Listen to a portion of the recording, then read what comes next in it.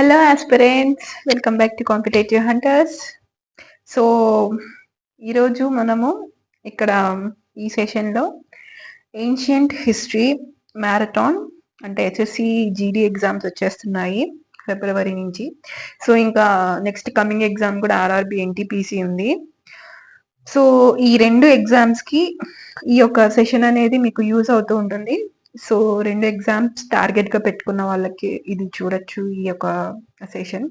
So already నిన్న polity అనేది చేశాను, మ్యారథాన్ చేశాను. సో అప్లోడ్ చేశాం ఛానల్లో కూడా. ఎవరైనా పాలిటీ చూడని వాళ్ళు ఉంటే అండ్ చూడొచ్చు.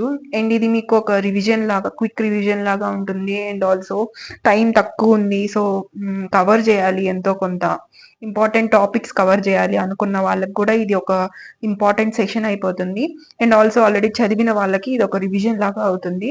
ఓకే, మీకు ఇంకేమైనా తెలియని టాపిక్స్, తెలియని పాయింట్స్ ఏమైనా ఉంటే మీరు ఈ వీడియోలో, ఈ సెషన్లోని మీరు కవర్ చేసుకునే అవకాశాలు ఉంటాయి. సో అది నిన్న ఛార్జ్ తక్కువ అవడం వల్ల క్లాస్ అనేది ఫాస్ట్గా చెప్పేశాను పాలిటీ.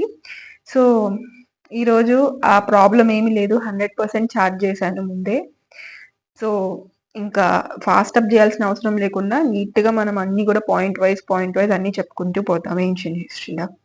ఓకే, సో ఇంకా క్లాస్కి ఎవరైనా కొత్తగా వచ్చిన వాళ్ళు ఎవరైనా ఉంటే సో సబ్స్క్రైబ్ చేసుకోండి ఛానల్ని. అండ్ ఆల్సో లైక్, షేర్ చేయండి. మీకు ప్లేలిస్ట్లో కూడా వెళ్ళి చూడండి. మీకు ఈ ఛానల్లో like what English, SSC, banks, railways, so ఇలా అన్నిటికీ యూస్ అయ్యేటట్టు ఇంగ్లీష్ ఉంటుంది. మీకు జనరల్ స్టడీస్, కరెంట్ అఫైర్స్, స్ట్రాటజీకి అన్నీ మీకు ఈ ఛానల్లో అవైలబుల్లో ఉంటుంది. So you can see. So ఇంకా మనము వీడియోలోకి వచ్చేద్దాము. సో మీకు ఇక స్క్రీన్ మీద కనిపిస్తున్నట్టు నేను ప్రతిదీ కూడా టాపిక్ వైజ్గా డివైడ్ చేశాను సిలబస్ని. సో ఇంపార్టెంట్గా మీకు ఎగ్జామ్ ఓరియంటెడ్గా. సో టాపిక్ 1లోకి వద్దాము ఫస్ట్ మనము. So Indus valley civilisation. So Indus valley civilisation, so ఈ యొక్క సివిలైజేషన్ని అనేది ఫస్ట్ అంటే ఏన్షియంట్ టైంలోని ఈ యొక్క సివిలైజేషన్ అనేది వచ్చింది. సో ఎవరు కనుక్కున్నారు, ఎలా ఇది వచ్చింది అనేది మనం ఇప్పుడు చూస్తాము. సో ఇండస్ వ్యాలీ సివిలైజేషన్ని మనము హరప్పన్ సివిలైజేషన్ అని కూడా అంటుంటాము. సో ఎందుకు హరప్పన్ సివిలైజేషన్ అని అంటే, ఫస్ట్ అంటే ఈ సివిలైజేషన్ని ఇంకా మీకు డీటెయిల్ గా చెప్పాలి అని అంటే, ఎవరు కూడా అక్కడ సివిలైజేషన్ ఉంది అని స్టార్టింగ్ లో ఎవరికి తెలీదు. ఓకే, సో బ్రిటిష్ కాలంలోని బ్రిటిష్ వాళ్ళు ఏంటి అని అంటే రైల్వే వేయాలి అని చెప్పి, అదే రైల్వే ట్రాక్స్ కి పట్టాలు వేస్తారు కదా, సో దానికోసం అని చెప్పి వాళ్ళు ఒక ప్లేస్ లోని, అంటే పట్టాలు ఊరికే నేల మీద పడితే ఆ ల్యాండ్ మీద వేసేయలేము కదా, సో దానికి క్లీన్ చేయడం ఒక ప్రాసెస్ ఉంటుంది. సో ఆ ప్రాసెస్ చేసే టైంలోని వాళ్ళు ఆ యొక్క క్లీన్ చేయడము, కొట్టడము, సో రాళ్ళు రప్పలు ఉంటాయి తీయడం, ఇవన్నీ చేసే టైంలో వాళ్ళకి అక్కడ సంథింగ్ హార్డ్ గా తగులుతా ఉండింది. సో ఇంకా డీప్ గా వెళ్ళి చూస్తే అప్పుడు వాళ్ళకి సివిలైజేషన్ గురించి అంతా కూడా కనిపించింది అనమాట. సో ఫస్ట్ బయటపడింది ఏంటి, హరప్పన్ సివిలైజేషన్ అనేది ఫస్ట్ బయటపడింది అనమాట. సో అందుకని ఈ ఇండస్ సివిలైజేషన్ కూడా, Indus valley civilization is also known as Harappan civilization. And దీనికి ఇంకో పేరు కూడా ఉంది, ఏంటి, బ్రాంజ్ ఏజ్ సివిలైజేషన్ అనమాట. ఓకే, సో ఈ మూడు కూడా ఒకటే సివిలైజేషన్ గా గురించి చెప్తుంది. సో మీరు కన్ఫ్యూజ్ అవ్వాల్సిన అవసరం ఏమీ లేదు. మీకు ఈజీగా ఉంటుందని ఒక మ్యాప్ కూడా పెట్టాను, లైక్ ఏ ప్లేసెస్ ఎక్కడెక్కడ ఉన్నాయి అని చెప్పి. సో ఇది ఏంటి అని అంటే సింధు నది మనందరికి తెలుసు. సో ఈ నది యొక్క దగ్గరలోని ఈ యొక్క సివిలైజేషన్ అనేది పూర్వకాలంలో ఏర్పరచుకున్నారు అందరూ. ఎందుకు వాళ్ళకి మనందరికి తెలుసు, సర్టైన్ టైం వరకు ఏంటి, ఏన్షియన్ పీపుల్ మాంసం, రా మీట్ తిని, అంటే హంట్ చేసి రా మీట్ అని తినేవాళ్ళు. ఓకే, మనందరికి వినే ఉంటాము, తెలుసు. సో ఆ యొక్క పర్టికులర్ స్టేజ్ అయిపోయిన తర్వాత దాన్ని రాయి ఇలా రబ్ చేసినప్పుడు హీట్ రావడం వాళ్ళు గమనించారు. సో గమనించి ఆ హీట్ ని వాళ్ళు ఫుడ్, అంటే వాళ్ళు హంట్ చేసిన మీట్ హీట్ చేయడం స్టార్ట్ చేశారు వాళ్ళు. సో హీట్ చేసి తిన్న తర్వాత వాళ్ళకి ఏంటంటే టేస్టీగా తగులుతా ఉంది. అంటే రా మీట్ కన్నా హీట్ చేసి తింటే వాళ్ళకి టేస్ట్ బాగుంది. ఇప్పుడు మనం కూడా అంతే కదా, సో ఏది టేస్ట్ గా ఉంటే సో దాని మీద ప్రొసీడ్ అవుతూ ఉంటాము. సో అలా తినడం స్టార్ట్ చేశారు. ఇంకా సర్టైన్ టైంలో అది తిని తిని వాళ్ళకి ఆ యొక్క particular food way of culture వాళ్ళకి బోర్ కొట్టింది. సో ఇంకా నెక్స్ట్ స్టేజ్ లో వాళ్ళు ఏం స్టార్ట్ చేశారంటే, నదులు ఉన్నాయి. ఓకే, సింధు నది. ఇప్పుడు అంటే మనకి ఎక్కడ కావాలంటే అక్కడ బోర్ వేసుకుని వాటర్ తెప్పించుకుని మన వాటర్ ని యూజ్ చేసుకుంటూ ఉంటాము. సో అగ్రికల్చరల్ పర్పసెస్ కూడా ఓకేనా, పంప్ వేసుకుంటాము, వాటర్ తెచ్చుకుని అంతా చేసుకుంటూ ఉంటాము. ఓకే, కానీ ఆ టైంలో ఈ యొక్క ఇంత టెక్నాలజీ అయితే ఏమి లేదు కాబట్టి, సో వాళ్ళు ఆ టైంలో నదుల దగ్గరే వాళ్ళ యొక్క నివాసం ఏర్పరచుకుని ఏం చేసేవాళ్ళు, కల్టివేషన్ చేసుకునేవాళ్ళు. ఓకే, వాళ్ళకి కల్టివేషన్ కి దగ్గరగా ఉండేది, అండ్ ఆల్సో వాళ్ళ యొక్క లైఫ్ ప్రాసెస్ కి దగ్గరగా ఉండేది. అండ్ అది కాకుండా రివర్స్, మీకు ఇది జాగ్రఫీలో కవర్ చేస్తున్నా, మీరు జాగ్రఫీ సెషన్స్ చూసుంటే, సో రివర్స్ దగ్గర ఉన్న సాయిల్ ఆటోమేటిక్ గా ఫర్టైల్ అయిపోతుంది. ఓకే, సో అందుకని అక్కడ వాట్ ఈసే క్రాప్ ఈల్డ్ కూడా చాలా ఎక్కువగా వస్తూ ఉండేది అనమాట. ఎందుకు, అక్కడ సాయిల్ అనేది అంత ఫర్టైల్ గా ఉంటుంది. సో అందుకని అక్కడ వాళ్ళు వాళ్ళ యొక్క లివింగ్ కొనసాగించుకోవడానికి అక్కడ స్థిరంగా ఉన్నారనమాట. ఓకే, సో అప్పుడు ఇవన్నీ, ఇప్పుడు మనము ఒక ప్లేస్ లో ఉంటున్నాము, మనమే అనుకున్నాము, ఓకే, మన ఫాదరో లేకపోతే మనము ఒక జాబ్ కోసం ఏదో స్టేట్ కి వెళ్ళాము, వేరే ప్లేస్ కి వెళ్ళాము. సో మనం అక్కడ ఉండాలి అంటే మనం ఏంటి, ఫస్ట్ ఒక పీజీనో లేకపోతే ఏదైనా రూమో, రిలేటివ్స్ వాళ్ళు ఉంటే హౌస్ ఏదో ఒకటి చూసుకుంటాం. అంటే ఫస్ట్ మనం ఉండాలి కదా, ఒక ప్లేస్ లో ఉండడానికి ఏర్పాటు చేసుకుంటాం. ఒకవేళ ఇదంతా లేదు, ఒక రూమ్ తీసుకుంటాము. అక్కడ ఏమేం కావాలి, కుకింగ్ చేసుకోవడానికి ఒక 2 డబ్బర్లు, ఒక గ్యాస్, పడుకోవడానికి ఒక బెడ్షీట్, ఇవన్నీ ఏర్పరచుకుంటాము. సో అలానే వీళ్ళు కూడా అక్కడికి వెళ్ళాక ఇవన్నీ ఏర్పరచుకోవడానికి దగ్గరలో ఏమేమి ఉంటాయి అని చెప్పి అన్ని చూసుకుని వీళ్ళకి ఈ యొక్క ఫెసిలిటీ అనేది దొరికింది. ఏంటి, నదుల దగ్గర మనకి వాటర్ అక్కడి నుంచి మనం తీసి కల్టివేట్ చేసుకోవచ్చు. సో వాళ్ళ ఫెసిలిటీస్ అన్ని చూసుకున్నారనమాట, గ్యాదర్ చేసుకుని అక్కడి నుంచి వాళ్ళు సివిలైజేషన్ అని స్టార్ట్ చేశారు. సో అక్కడే వాళ్ళు ఉంటున్నారు కాబట్టి, ఎవరు, ఏన్షియన్ పీపుల్, ఆ యొక్క నదుల దగ్గరే. సో అక్కడ వాళ్ళు ఉండడానికి, వాళ్ళ యొక్క బాతింగ్ కి, సో అవన్నీ వాళ్ళకి అప్పుడు తెలిసిన టెక్నాలజీతోని వాళ్ళు ఇవన్నీ ఏర్పరచుకోవడం జరిగింది. వాళ్ళు అక్కడ ఉంటున్నారు కాబట్టి లివింగ్. ఓకే, అక్కడ ఒక కమ్యూనిటీ లాగా ఏర్పరచుకున్నారు. సో ఇవన్నీ ఇంకా ఫర్దర్ గా చూద్దాం మనము. నేను మీకు ఒక రఫ్ వ్యూ అనేది ఇప్పుడు చెప్పాను ఇప్పటి వరకు మీకు. So Harappan civilization first excavate అయ్యింది. అండ్ ఆల్సో మనకి ఇండియాలో అంటే అంతకు ముందు అంటే బ్రిటిష్ టైంలోని పాకిస్తాన్ ఇండియా డివిజన్ అయితే జరగలేదు కాబట్టి, సో ఇప్పుడు ఈ యొక్క అడిగే ఛాన్సెస్ ఉన్నాయి. ఏదైనా సైట్ ఇచ్చేసి ఇది ఇండియాలో ఎక్కడ లొకేషన్ ఏంటి, ఏ రివర్ మీద, ఇది ఏ రివర్ యొక్క దగ్గరలో ఉంది, ఏ రివర్ మీద ఉంది ఈ యొక్క సెటిల్మెంట్, అంటే అదే సివిలైజేషన్ పేరు ఇచ్చేసి ఎక్కడ ఏ రివర్ దగ్గర ఉంది అనే క్వశ్చన్స్ కూడా వస్తుంటాయి. సో ఇండియాలో ఉన్న సైట్స్ ఏంటి, Kalibangan, Lothal, Dholavira, Surkotada and Banawali. Okay, so ఇవన్నీ కూడా ఇక్కడ ఇండియాలో వచ్చేస్తాయి. ఇంకా నెక్స్ట్ పాకిస్తాన్ లోకి వెళ్తే, పాకిస్తాన్ లో ఏంటి, హరప్పన్, మోహెంజోదారో, చన్హుదారో, సో ఇవన్నీ కూడా పాకిస్తాన్ లో ఉన్నాయి, మేజర్ సైట్స్ అనమాట. ఇంకా నెక్స్ట్ హరప్పన్ సివిలైజేషన్ ఎవరు కనుక్కుంది ఫస్ట్ అంటే 1921, ఇయర్ కూడా ఇంపార్టెంట్. ఓకే, సో 1921లోని దయారాం సాహ్ని, సో ఈయన యొక్క లీడర్షిప్ లోని హరప్పన్ సివిలైజేషన్ అనేది కనుక్కున్నారు. ఇప్పుడు మ్యాప్ లోకి వద్దాము. మ్యాప్ లో మీకు అన్ని కనిపిస్తుంది. ఏంటి, ఇదిగో చూడండి, కోట్ డీజీ, మోహన్జాదారో, సో కోట్ డీజీ, మోహన్జాదారో. సో ఇక్కడ ఏ సివిలైజేషన్, ఇవన్నీ సివిలైజేషన్స్ అనమాట. ఓకే, సో ఇక్కడ ఏంటి, ఇక్కడ రివర్స్ ఉన్నాయి చూడండి, రావి, వన్ సెకండ్, సో రావి, చీనాబ్, సో ఇవన్నీ ఉన్నాయి కదా మనకి. ఇక్కడ హరప్పన్ ఉంది. Okay, Indus civilization, so Indus నది మీద ఉంది కాబట్టి దాన్ని సింధు నది కూడా అంటుంటాం మనము. So Harappan civilisation. ఓకే, ఇదిగో ఇక్కడ సట్లజ్, ఇదిగో ఇండస్. అండ్ ఇంకా కాళీబంగన్, బనావలి, రాఖీగర్, ఇవన్నీ కూడా ఇంపార్టెంట్ సైట్స్ అనమాట, అండ్ ఇండస్ సివిలైజేషన్ యొక్క సైట్స్. ఓకే, రాఖీగర్, రోపర్, బనావలి, కాళీబంగన్, ఇదిగో ఇటు పక్కకు వస్తే చన్హుదారో, సుర్కోలా, ధోలావీరా. సో ఇవన్నీ కూడా ఏంది, ఇండస్ సివిలైజేషన్ యొక్క సైట్స్ అన్నమాట. ఓకే, ఇంకా నెక్స్ట్ వద్దాము. సో మోహెంజాదారో ఎవరు కనిపెట్టారు? 1922లోని ఎవరు డిస్కవర్ చేశారు అని అంటే రకల్ దాస్ బెనర్జీ. సో ఈయన మనకి 1922లో మోహెంజాదారో సైట్ ని కనుక్కున్నారు. నెక్స్ట్ ఇంకా ఇండస్ సివిలైజేషన్ అనేది వాళ్ళు యొక్క బిల్డింగ్స్, హౌసెస్ కూడా కట్టుకునే వాళ్ళు, రోడ్స్ పెట్టుకునే వాళ్ళు, డ్రైనేజ్ సిస్టమ్ కూడా కరెక్ట్ గా ఉండేది. స్క్వేర్ షేప్ లో వాళ్ళు మీకు చూస్తే ఇక్కడ కూడా ఉండాలి. ఐ కెప్ట్ ఓకే, పిక్ పెట్టలేదా? Okay okay, it's okay.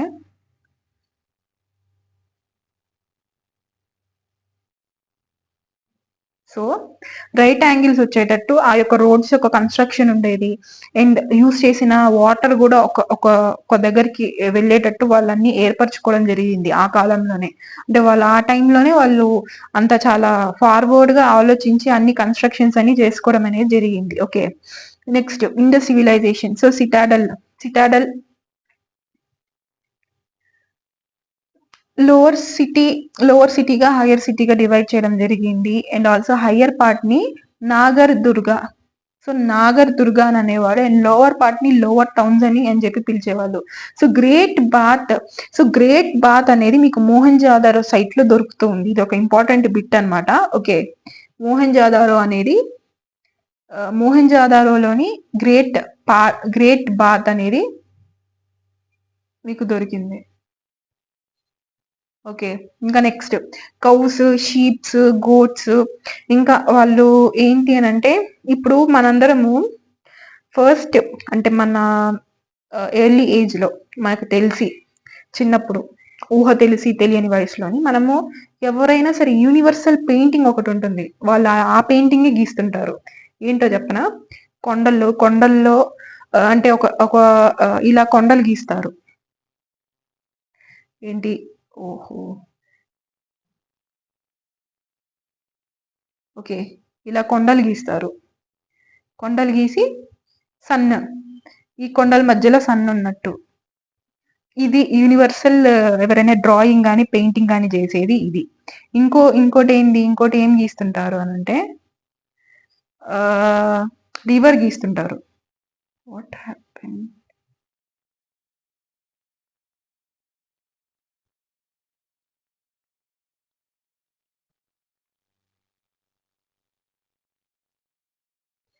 River గీస్తుంటారు. ఓకే, రివర్స్ మధ్యలో రివర్ గీస్తుంటారు. Oh my God, what's happen?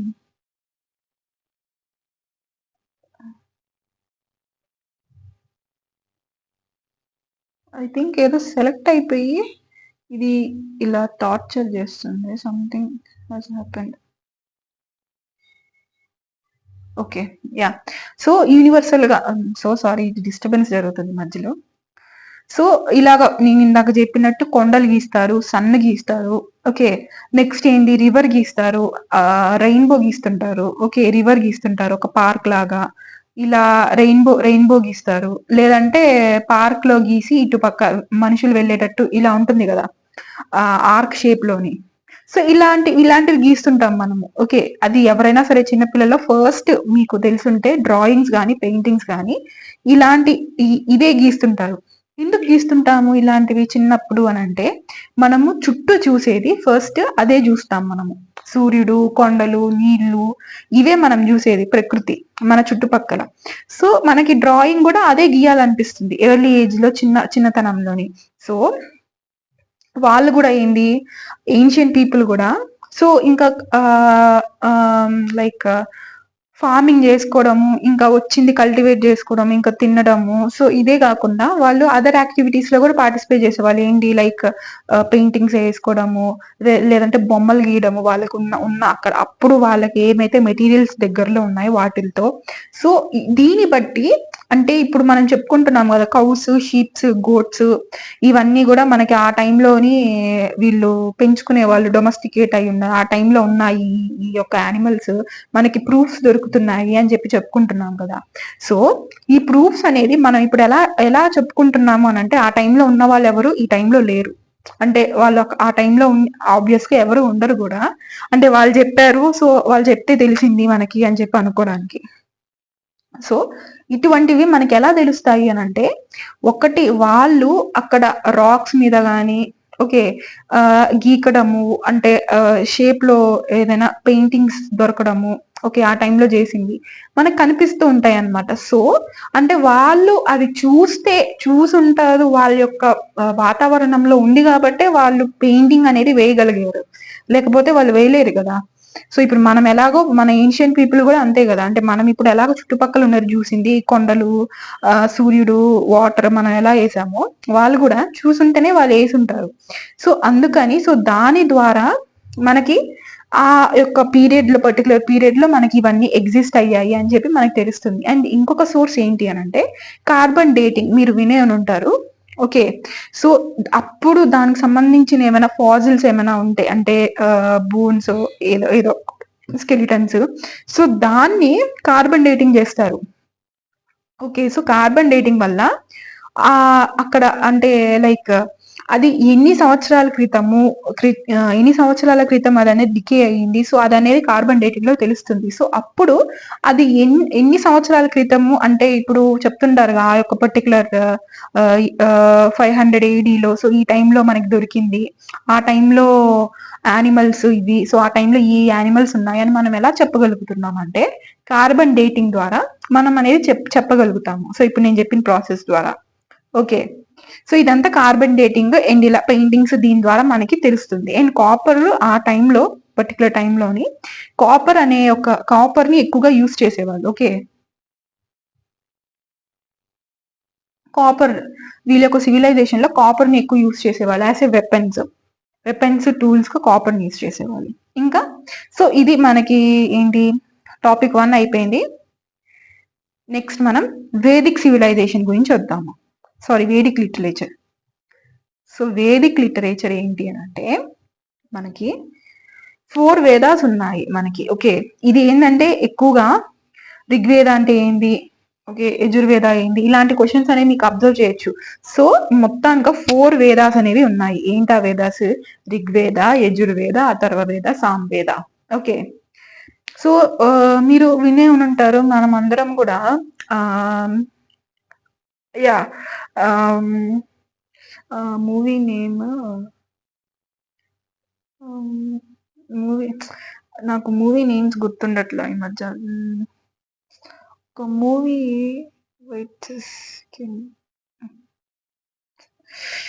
Mind దాకా వస్తుంది.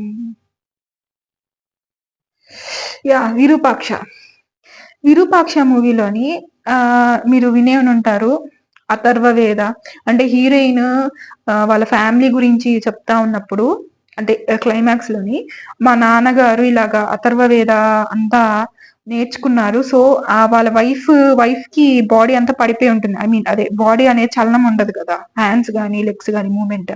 సో అథర్వవేద అంతా నేర్చుకుని సో దాని నుంచి క్యూర్ చేసుకోవాలి మా అమ్మని అని అనుకున్నారు అని చెప్పేసి హీరోయిన్ చెప్తుంది అనమాట హీరోకి లాస్ట్ లో క్లైమాక్స్ లో. సో అథర్వవేదాన్ని యూజ్ చేస్తుంది. సో అథర్వవేద అంటే ఏంటి అని అంటే అది తంత్ర మంత్రాలు ఈ అథర్వ వేదాలో వస్తుంది. అండ్ ఆల్సో ప్లాంట్స్ ని యూస్ చేసి మెడిసిన్స్ ఎలా తయారు చేయాలి, డిసీజెస్ ని ఎలా క్యూర్ చేయాలి అనేది అంతా కూడా ఈ అథర్వ వేదాలో ఉంటుంది. ఓకే, తంత్ర మంత్రాలు కూడా ఈ వేదాలోనే ఉంటుంది. అండ్ ఆల్సో ప్లాంట్స్ ని యూస్ చేసి డిసీజ్ ని ఎలా క్యూర్ చేయాలి, డిసీజెస్ యొక్క మెడిసిన్స్ ఏంటి అనేది అంతా కూడా ఈ అథర్వ వేదాలో ఉంటుంది. ఓకే, 4 వేదాస్ లో ఈ అథర్వ వేద కూడా ఒకటి. ఇంకా నెక్స్ట్ ఋగ్వేద గురించి వస్తే, ఋగ్వేద అనేది పోయమ్స్, హిమ్స్ అనమాట. ఓకే, మనం ప్రేయర్ చేసేటప్పుడు కొన్ని గాయత్రి మంత్రాలు, సో ఇట్లాంటివి యూస్ చేస్తుంటాం. సో ఇవన్నీ కూడా ఈ మంత్రాలు, ఈ ప్రేయర్స్, ఇంకా మనకి రిలీజియన్ సంబంధించిన పాటలు ఇవన్నీ కూడా ఋగ్వేదాలో ఉన్నాయి. ఇంకా యజుర్వేద అంటే ఏంటి అని అంటే యజుర్వేదాల మీరు యాగాలు చేస్తుంటాము. అశ్వమేధ యాగ పురాణ మీరు హిస్టరీలో పోలిస్తే కింగ్స్ ఎక్కువగా ఏం చేస్తుంటారు, అశ్వమేధ యాగ మీరు చూసుంటే మీరు శ్రీరామ రాజ్యంలో కూడా చూసుంటారు. ఓకే, గుర్రాన్ని పంపిస్తారు అనమాట. పంపించి ఆ గుర్రం ఏ ఏ ప్లేసెస్ లో వెళ్తే ఆ ప్లేసెస్ అన్ని కూడా కింగ్ యొక్క అండర్ లో వచ్చేస్తాయి. ఒకవేళ ఆ గుర్రాన్ని ఎవరైనా ఆపితే ఆ రాజుకి ఎదురు తిరిగినట్టు, ఆ రాజు యొక్క వార్ ఫేస్ చేయడానికి వాళ్ళు ముందుకు వచ్చినట్టు లెక్క వస్తుంది అనమాట. సో దాన్ని అశ్వమేధ యాగ, అశ్వం అంటే హార్స్, అశ్వమేధ యాగ అని అంటుంటారు. ఓకే, అంటే ఆ టైంలోని రాజు యొక్క పవర్ ని తెలుపుకోవడానికి, అది షో చేయడానికి ఆ అటువంటి యాగాలని పర్ఫామ్ చేస్తూ ఉండేవాళ్ళు. సో ఆ గుర్రానికి కూడా కొన్ని పూజలు ఇవన్నీ చేసి ఓకే యాగాలని పర్ఫామ్ చేసి ఆ యొక్క హార్స్ ని వదులుతారు. దైవ కార్యంగా కూడా భావిస్తూ ఉంటారు దీన్ని. ఓకే, సో ఇవన్నీ అంటే యాగాల గురించి అంతా యజుర్వేదాలో వస్తుంటుంది. ఇంకా నెక్స్ట్ సామవేదాకు వస్తే, సామవేద అని అంటే ఏంటంటే మ్యూజిక్ అన్నమాట. మ్యూజిక్ ఇంకా కల్చరల్ అన్నమాట. అంటే ఒక రకంగా చెప్పాలంటే entertaining. So music, dance, entertaining కి సంబంధించి ఒకే సామవేదాలో వస్తుంది. సో ఇవన్నీ కూడా వేదాస్ అన్నమాట. ఇవి ఏ వేద ఏమేం చెప్తుంది అనేది మీకు తెలిసి ఉండాలి, గుర్తుపెట్టుకోండి. సో ఋగ్వేదాలో స్కాలర్ అంటే ఋగ్వేదాన్ని బాగా నేర్చుకున్న వాళ్ళని ఏమంటారు అంటే హోత్రి అని అంటాము. సో ఋగ్వేదాన్ని నేర్చుకున్న వాళ్ళని ఏమంటారు హోత్రి అని అంటాము. ఓకే, ఇంకా నెక్స్ట్ సామవేద. సామవేద యా యజుర్వేదాన్ని నేర్చుకున్న వాళ్ళని స్కాలర్ని ఏమంటారంటే అధ్వర్యు అని అంటాము. అధ్వర్యు అంటే యజుర్వేదాన్ని బాగా అదే స్కాలర్, యజుర్వేదాల్లో బాగా నేర్చుకున్న అవకోస పట్టిన వాళ్ళని మనం అదర్ వ్యూ అని అంటాము. ఓకే, సో ఇది కూడా ఈ యొక్క టర్మ్స్ కూడా మీకు ఇంపార్టెంట్ ఎగ్జామ్ ఓరియంటెడ్ వ్యూలో. ఇంకా నెక్స్ట్ టాపిక్ వద్దాం. సో 2 టాపిక్స్ అయితే అయిపోయింది. ఓకే, సో నేను యాజ్ షార్ట్ యాజ్ పాసిబుల్ మీకు అర్థమయ్యే విధంగా, సో మ్యారథాన్స్ అంటే ఉన్నది ఉన్నట్టు అన్ని చెప్పుకుంటూ పోతే ఇంకా మ్యారథాన్స్ కి క్లాసెస్ కి డిఫరెన్స్ అయితే ఉండదు. సో ఎగ్జామ్ ఓరియంటెడ్ గా ఇంపార్టెంట్ ఏమేమి ఉంటాయి, సో మెయిన్లీ టార్గెట్ ఎగ్జామ్స్ ఏంటి, ఎస్ఎస్సి జీడీ, ఆర్ఆర్బి, ఎన్టీపీసీ అనమాట. మీకు ఇదే ఎస్ఎస్సి సిజిఎల్ కి మీకు మ్యారథాన్ చేస్తుంటే మీకు ఈ టాపిక్ లోనే, అంటే ఇప్పుడు నేను కవర్ చేసిన 2 టాపిక్స్ ఇంకా ఒక టాపిక్ కూడా అయ్యి ఉండదు. అంటే ఇంకా ఇండస్ సివిలైజేషన్ లోనే ఉండుంటా నేను, అంటే చెప్పడం అనమాట. అంటే సిజిఎల్ అంటే ఆఫీసర్ ఎగ్జామ్, అది ఆబ్వియస్ గా. సో డిగ్రీ బేస్డ్ ఎగ్జామ్ కాబట్టి, అంటే గ్రాడ్యుయేషన్ బేస్డ్ ఎగ్జామ్ కాబట్టి డీప్ గా మనం వెళ్లాల్సి ఉంటుంది. సో ఎస్ఎస్సి జీడీకి అంత డీప్ గా వెళ్లాల్సిన అవసరం లేదు. సో ఎంత అయితే ఎగ్జామ్ కి యూస్ అవుతుందో ఎగ్జామ్ బట్టి మ్యారథాన్స్ అనేవి ఉంటాయి అనమాట. సో ఈ యొక్క ఎగ్జామ్ కి ఇంత డెప్త్ అయితే సరిపోతుంది కాబట్టి అంతే, ఎంత కావాలో అంత చదువుకుని పోవాలి. మనం ఏమి థీసిస్ చేయాల్సిన అవసరం లేదు ఒక టాపిక్ మీద. ఓకే, పిహెచ్డి చేయాల్సిన అవసరం లేదు. మనకు కావాల్సింది ఏంటి, జాబ్. సో ఏ ఎగ్జామ్ కి రాస్తున్నామో దానికి ఎంత సరిపోతుందో అంత చదువుకుని పోతే మనకు సరిపోతుంది. అవునా కాదా? So okay, so SSC GD కాబట్టి మనకి ఈ మాత్రం చదువుకుంటే సరిపోతుంది. నెక్స్ట్ సో టాపిక్ 3 వద్దాము. సో మొత్తం 7 టాపిక్స్ ఉన్నాయి మీకు, నేను డివైడ్ చేసిన ప్రకారం ఈ మ్యారథాన్ సెషన్ ప్రకారం. సో థర్డ్ టాపిక్ గురించి చెప్తాము. ఓకే, అంటే మైక్ పని చేస్తుందో లేదో అని. మైక్ పని చేయకపోతే I have a spare mic. So mic పని చేయడం అంటే లైక్ ఛార్జింగ్ అయిపోవడం అనమాట. Okay, so Buddhism. So Buddhism, Jainism ఇవన్నీ కూడా ఏన్షియంట్ హిస్టరీలో వస్తుంది. సో బుద్ధిజం అనేది మీకు ఇక్కడ నోట్స్ కూడా నేను చాలా సింపుల్ ఫార్మాట్ లో ఇచ్చాను. అంటే మీకు చూసి మీరు ఇంకా ఈ సెషన్ తర్వాత మీరు ఒకసారి చూసుకుంటే మీకు గుర్తుండిపోయేటట్టు పాయింట్ వైజ్ గా నేను మీకు ఈజీగా ఉండేటట్టు రివిజన్ కానీ గుర్తు చేసుకోవడానికి కానీ ఈజీగా ఉండేటట్టు పీడిఎఫ్ అనేది ఫామ్ చేసా. మీకు పీడిఎఫ్ కూడా టెలిగ్రామ్ లో మీకు దొరుకుతుంది. మీరు ఏమి స్క్రీన్ షాట్స్ నోట్స్ రాసుకోవాల్సిన అవసరం లేదు. ఏదైనా ఎక్స్ప్లెనేషన్ చేసేటప్పుడు రన్నింగ్ నోట్స్ కావాలంటే రాసుకోండి, బట్ ఇక్కడ ఉన్నది ఉన్నట్టు మీరేమి రాసుకోవాల్సిన అవసరం లేదు. పాజ్ చేసో స్క్రీన్ షాట్స్ తీసుకును. సో టెలిగ్రామ్ ఛానల్లో జాయిన్ అయితే టెలిగ్రామ్ ఛానల్లో మీకు పీడిఎఫ్స్ అన్ని ఉంటుంది. అండ్ ఆల్సో ఇంకేమైనా అప్డేట్స్ కావాలి అనుకుంటే మీరు ఇన్స్టాగ్రామ్ కూడా ఉంది, ఇన్స్టాగ్రామ్ లింక్ కూడా నేను కమెంట్ సెషన్ లో పెడతాను. సో అక్కడి నుంచి మీరు ఇన్స్టాలో కూడా జాయిన్ అయిపోవచ్చు. Okay, so 1 second.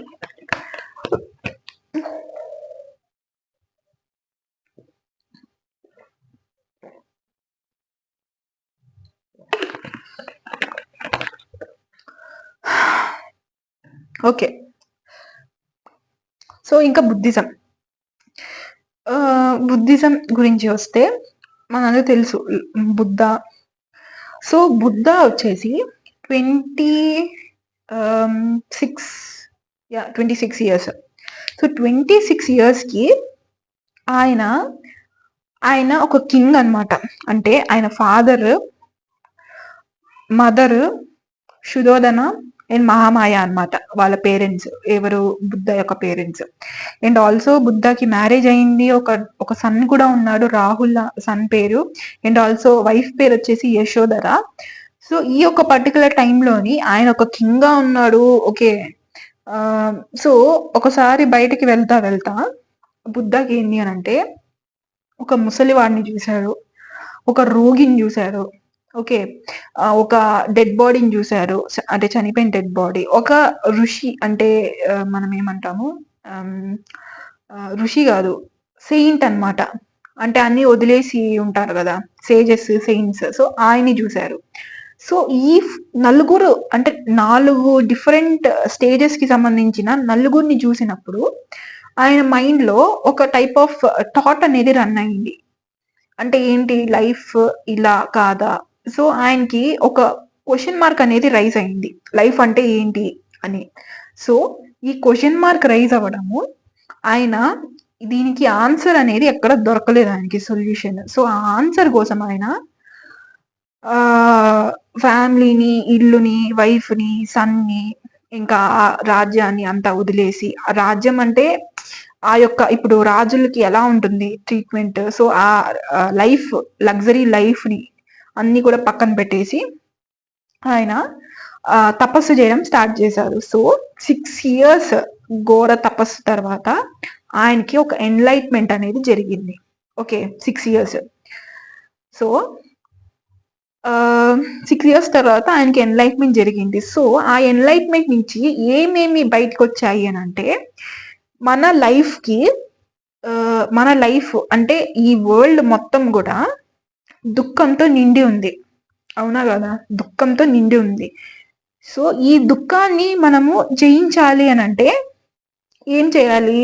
మన యొక్క డిజైర్ అనేది మనకి ఉండకూడదు. అంటే కోరిక అనేది కోరిక ఉండడం వల్లే మనం బాధ అనేది ఫీల్ అవుతాం. ఇది ఆబ్వియస్లీ 100కి 200% కరెక్ట్ అనమాట. అంటే ఇప్పుడు మనము ఎప్పుడు ఫీల్ అవుతాము? ఇప్పుడు టీనేజ్ వాళ్ళ విషయానికి వస్తే, టీనేజర్స్, సో మీ ఏజ్ వాళ్ళు, మన ఏజ్ వాళ్ళు గురించి వస్తే, లవర్ లేదనో మనం ఫీల్ అవుతుంటాము. ఒక అంటే ఏమంటారు, తను ఇలా అనింది, తను అలా అనింది. లేకపోతే ఇప్పుడు అమ్మాయిల గురించి వద్దాము, వాడు నాకు గిఫ్ట్ ఏం తీసుకురాలేదు. అంటే కోరిక అంటే ఏమంటారు, సో ఒక కోరిక అనేది ఉన్నప్పుడు డిసప్పాయింట్మెంట్ అనేది ఆబ్వియస్ గా వస్తుంది. సో ఇంకా ఇవన్నీ పక్కన పెడితే, ఇప్పుడు మనము గవర్నమెంట్ జాబ్ ఆస్పిరెంట్స్ మీరందరూ. సో మీకు కోరిక ఉంది, ఏంటి, గవర్నమెంట్ జాబ్ కొట్టాలి అన్న ఒక కోరిక ఉంది. సో ఆ కోరిక నెరవేరలేదు, లేకపోతే ఆ కోరిక కోసం మీరు హార్డ్ వర్క్ చేస్తున్నారు, మీకు ఒక బాధ అనేది ఉంటుంది. ఏం బాధ? ఇంత హార్డ్ వర్క్ చేస్తున్నాను, ఇంకా రావట్లేదు జాబ్, ఇంకా ఎప్పటికి వస్తుందో ఏంటో, ఇంట్లో ప్రెషర్స్ ఎక్కువ అవుతున్నాయి, గర్ల్ ఫ్రెండ్ కి పెళ్ళి అయిపోతుంది. సో బాధ అనేది వస్తుంది మీకు ఆబ్వియస్ గా. ఓకే, జాబ్ కొట్టలేదు, ఇంకా దానికి సంబంధాలు ఇస్తున్నారు దానికి, ఇవన్నీ ఉంటాయి నార్మల్ గా. ఓకే, సో కోరిక వల్లే మనిషికి బాధ అనేది క్రియేట్ అవుతూ ఉంటుంది. ఓకే, నేను జస్ట్ మీకు అర్థం కావడానికి మీ యొక్క ఏజ్ గ్రూప్ లో ఉన్న ప్రాబ్లమ్స్ తో నేను ఎగ్జాంపుల్స్ చెప్పాను. సో ఇవన్నీ కూడా వస్తుంటుంది. సో కోరికని మనం జయిస్తే మనం ఈ లోకంలోని అంటే డిజైర్ ని చంపేసుకుంటే మనకి ఏ బాధలు ఏవి ఉండవు అనమాట. సో ఈ యొక్క ఎన్లైట్మెంట్ అనేది బుద్ధాకి జరిగింది ఆఫ్టర్ 6 ఇయర్స్ తపస్సుతోని ఈ యొక్క ఎన్లైట్మెంట్ అనేది జరిగింది. సో ఇంకా దీని వెనకున్న స్టోరీ అంతా ఇది. సో మనకి ఇంకా ఎగ్జామ్ పాయింట్ ఆఫ్ వ్యూలో మనకి ఇంపార్టెంట్ ఏమొస్తుంది అంటే, ఇక్కడ నేను పీపీటీలో చూపిస్తున్నా కదా, పీడిఎఫ్ లో.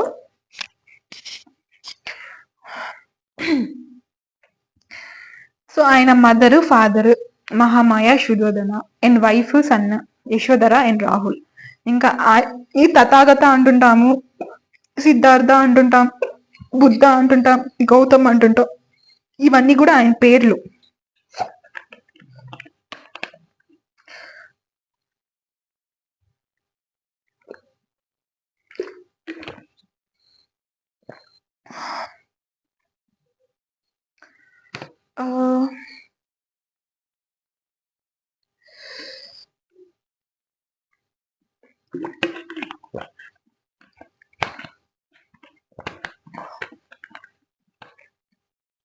Yeah, okay. Next, so birth అనేది ఎక్కడ జరిగింది అని అంటే లుంబిని కపిలవస్తు దగ్గర ఈయన యొక్క బర్త్ అనేది జరిగింది. సో మనము హుసేన్ సాగర్ దగ్గర కూడా లుంబిని పార్క్ అనేది ఉంది. సో ఇది కూడా బుద్ధ, హుసేన్ సాగర్ లో ఎవరుంటారు? బుద్ధ ఉంటారు. సో బుద్ధ పుట్టింది అక్కడే కాబట్టి ఈ యొక్క పేరుతో, ఆయన పుట్టిన గ్రామం యొక్క పేరుతో లుంబిని పార్క్ అనేది పెట్టారు అక్కడ. ఓకే, హైదరాబాద్ లో ఉంది. సో ఇది అనేది నేపాల్లో పడుతుంది అనమాట. ప్రెసెంట్ మనం చూసుకుంటే కపిలవస్తు దగ్గర ఆయన ఒక బర్త్ అనేది అయింది. సో ఇంకా ఎన్లైట్మెంట్ అంటే, సో ఎన్లైట్మెంట్ అంటే పీపుల్ ట్రీ నిరంజన్ రివర్ దగ్గర బోధ్గయా ప్లేస్. సో ఇప్పుడు ఆ యొక్క ప్లేస్ బీహార్ లో ఉంది. ఓకే, అది బుద్ధిస్ట్ కి అన్నిటికి కూడా అదొక టూరిజం ప్లేస్ అండ్ ఆల్సో వాళ్ళకి స్పిరిచువల్ ప్లేస్ కూడా అనమాట, బుద్ధిజం ఫాలో అయ్యే వాళ్ళకి. సో బోధ్గయా దగ్గర బీహార్ లో ఈయన ఒక ఎన్లైట్మెంట్ అనేది జరిగింది. ఓకే, ఇంకా నెక్స్ట్ ఫస్ట్ సర్మనీ ఎక్కడ చేశాడంటే ఆయన సారనాథ్ వారణాసిలో ఈయన యొక్క ఫస్ట్ సర్మన్ అంటే ఫస్ట్ ఒక టీచింగ్ అనమాట. ఈయన ఒక టీచింగ్స్ అంటే ఈయనకి ఏమి ఎన్లైట్మెంట్ అయిందో దాని గురించి టీచ్ చేసింది ఫస్ట్ సారనాథ్ వారణాసిలో. సో ఈయన లాస్ట్ లో ఎక్కడ చనిపోయారంటే కుషీనగర్, ఉత్తరప్రదేశ్ లో కుషీనగర్ లోని ఈయన యొక్క డెత్ అనేది జరిగింది. సో ఇంకా సింబల్స్ ఇక్కడ అయితే మిస్ అయింది. సో నేను మీకు టెలిగ్రామ్ లో పెట్టేటప్పుడు I will fill that and I will post it. Okay, so ఈయన యొక్క బర్త్ వచ్చేసి లోటస్ సింబల్, ఏ సింబల్ తో బుద్ధిజంలో ఏ సింబల్ తో డినోట్ చేస్తారు అని అంటే లోటస్ అండ్ బుల్ అనమాట. సో లోటస్ అండ్ బుల్ ని వాళ్ళు బర్త్ ని లోటస్ అండ్ బుల్ తోని వాళ్ళు చేస్తారు. Next enlightenment. సో ఎన్లైట్మెంట్ వచ్చేసి హార్స్ అనమాట. హార్స్ అనే సింబల్ తోని వాళ్ళు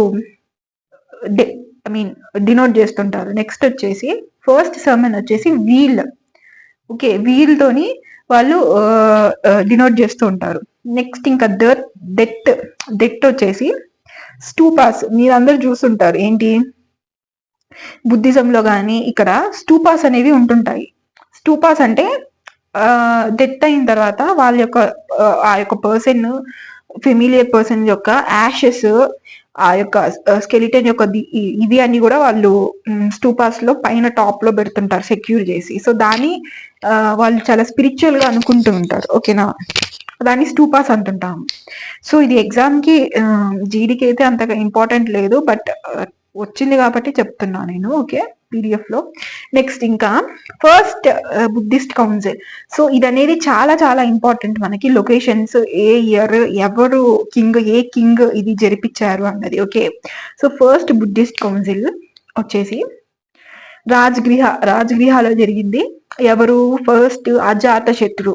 ఓకే, సో దీనికి ట్రిక్స్ కూడా ఉన్నాయి నా దగ్గర. సో ట్రిక్స్ ఏంటి అని అంటే, అజాత శత్రు కదా, సో ఏతోని మనందరూ తెలుసు రోల్ నెంబర్స్ లో మన స్కూల్స్ లో ఏతో స్టార్ట్ అయ్యే వాళ్ళు ఆల్ఫా నెంబర్స్ వైజ్ గా వస్తుంటుంది కదా. So alphabetical wise. సో ఏ అనేది ఫస్ట్ వస్తుంటుంది.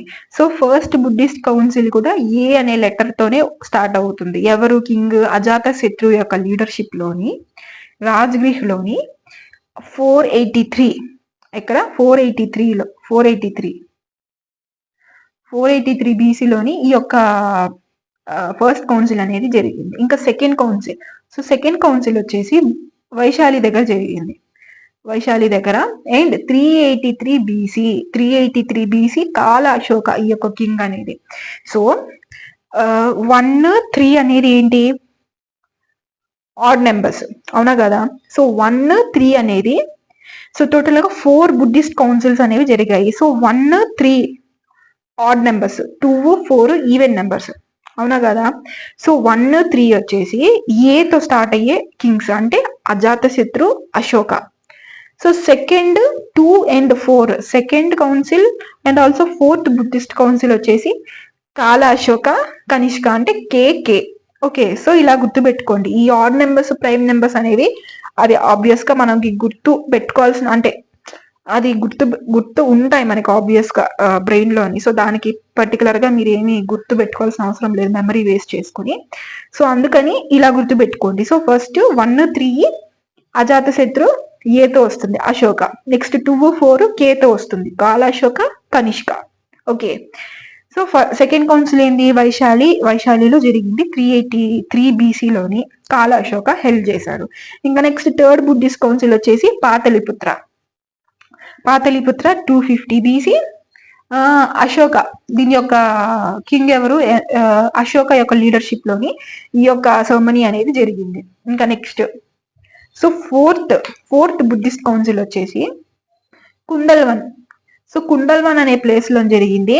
ఇది వచ్చేసి 98 ఈ అనమాట. ఇది 98 ఈలోని ఈ కనిష్క అనే కింగ్ కింద ఈ యొక్క ఫోర్త్ బుద్ధిస్ట్ కౌన్సిల్ అనేది జరిగింది కుండల్వన్ లోని. సో ఈ ఓకే కదా, ఇక్కడ వరకు మీకు ఎవ్రీథింగ్ క్లియర్ నో. ఇంకా నెక్స్ట్ కొద్దాం. సో నెక్స్ట్ ఏంటి, బుద్ధిస్ట్ బుక్. సో ఇంకా బుద్ధిజం ని వాళ్ళు ప్రాపగేట్ చేయడానికి ఇప్పుడు మనకైతే ఎలా అయితే భగవద్గీత ఇవన్నీ ఉన్నాయో, భగవద్గీత, రామాయణం ఇవన్నీ ఉన్నాయో, సో వాళ్ళు కూడా కొన్ని బుక్స్ అయితే వాళ్ళు పెట్టుకున్నారు. సో మిలిందో పన్హా. సో మిలిందో పన్హా మీరు వినే ఉంటారు. సో మిలిందో పన్హా అనేది ఒక మిలింద అనే ఒక Milind and sage Nagasena. So వీళ్ళ ఇద్దరి మధ్యన అంటే క్వశ్చన్స్ వేస్తుంటారు అనమాట సేజ్ కి, మిలింద్ అనే వ్యక్తి. సో దానికి ఆయన ఆన్సర్స్ చెప్తుంటారు. ఈ అంతా కూడా ఒక బుక్ లో రాసున్నారు అనమాట. అంటే ఏంటి, బుద్ధిజం గురించి ఆయన క్వశ్చన్స్ వేస్తుంటే ఈయన సేజ్ నాగసేన దీనికి ఆన్సర్స్ ఇస్తుంటారు అనమాట. ఆయన యొక్క క్వైరీస్ క్లియర్ చేస్తూ ఉంటారు. సో ఇదంతా కూడా వీళ్ళిద్దరి మధ్య కాన్వర్జేషన్ ఒక బుక్ గా రాశారు. దాన్ని మిలిందో పన్హా అంటాము. ఇంకా బుద్ధ చరిత్ర రాసింది అశ్వఘోష్ అనమాట. సో ఇది ఏంటి అని అంటే రామాయణ ఆఫ్ బుద్ధిజం అని కూడా చెప్పొచ్చు. అంటే ఇప్పుడు రామాయణలో బుద్ధ గురించి ఎలా అయితే ఉందో, సో అలానే బుద్ధ గురించి రామాయణలో లార్డ్ రామ గురించి ఎలా అయితే ఉందో, రాముడు గురించి బుద్ధ చరిత్ర కూడా లోని బుద్ధ యొక్క లైఫ్ గురించి అంతా, అంటే A to Z మొత్తం మీకు బుద్ధ చరిత్రలో దొరుకుతుంది. అది రాసింది ఎవరు, అశ్వఘోష్. నెక్స్ట్ మేజర్ స్టూపాస్ గురించి వద్దాం. సో బుద్ధిజం అంటేనే స్టూపాస్. సో ఇందాక చెప్పాం కదా, సో డెత్ యొక్క సింబల్ వాళ్ళు స్టూపాస్ ఇస్తుంటారు అని చెప్పి. సో సాంచి స్తూప, సారనాథ్ స్తూప, కేసరియా స్తూప ఇవన్నీ మేజర్ స్తూపాస్ అనమాట. ఇక్కడ కామా మిస్ అయింది. Okay, it's okay, I will correct it. So Sanchi stupa ఇవన్నీ కూడా different types of stupas, Buddhism ని రిఫ్లెక్ట్ చేసే స్టూపాస్ అనమాట, మేజర్ స్టూపాస్.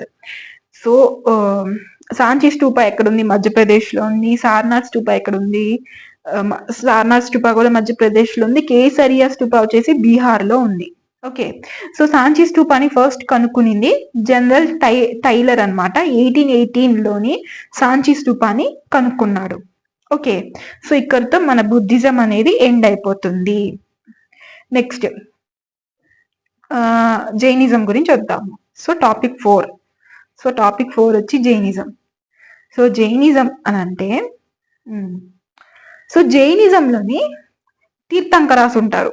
ఓకే. సో జైన్ అంటే అర్థం ఏంటి అని అంటే కాన్క్వెరర్, విన్నర్. సో ఇవన్నీ వస్తుంది జైన్ అంటే జైనిజంలోని. సో వీళ్ళు తీర్థంకరాస్ ఉంటారు. సో ఫస్ట్ తీర్థంకర ఎవరు అని అంటే Rishabhnath or Rishabh Dev or Adinath. So ఇవన్నీ పేర్లు వచ్చేస్తాయి అనమాట ఆయనకి.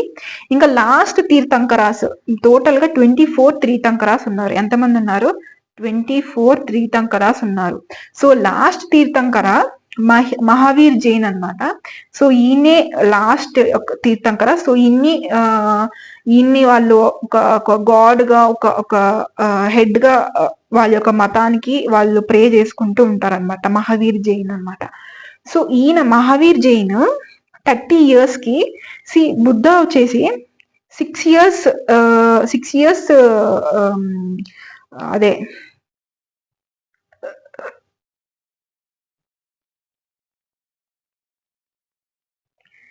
6 years మెడిటేషన్ లోని 6 years తపస్సు చేశారనమాట. సో ఈయన ఎవరు లాస్ట్ మహావీర్ జైన్ ఈయన 12 years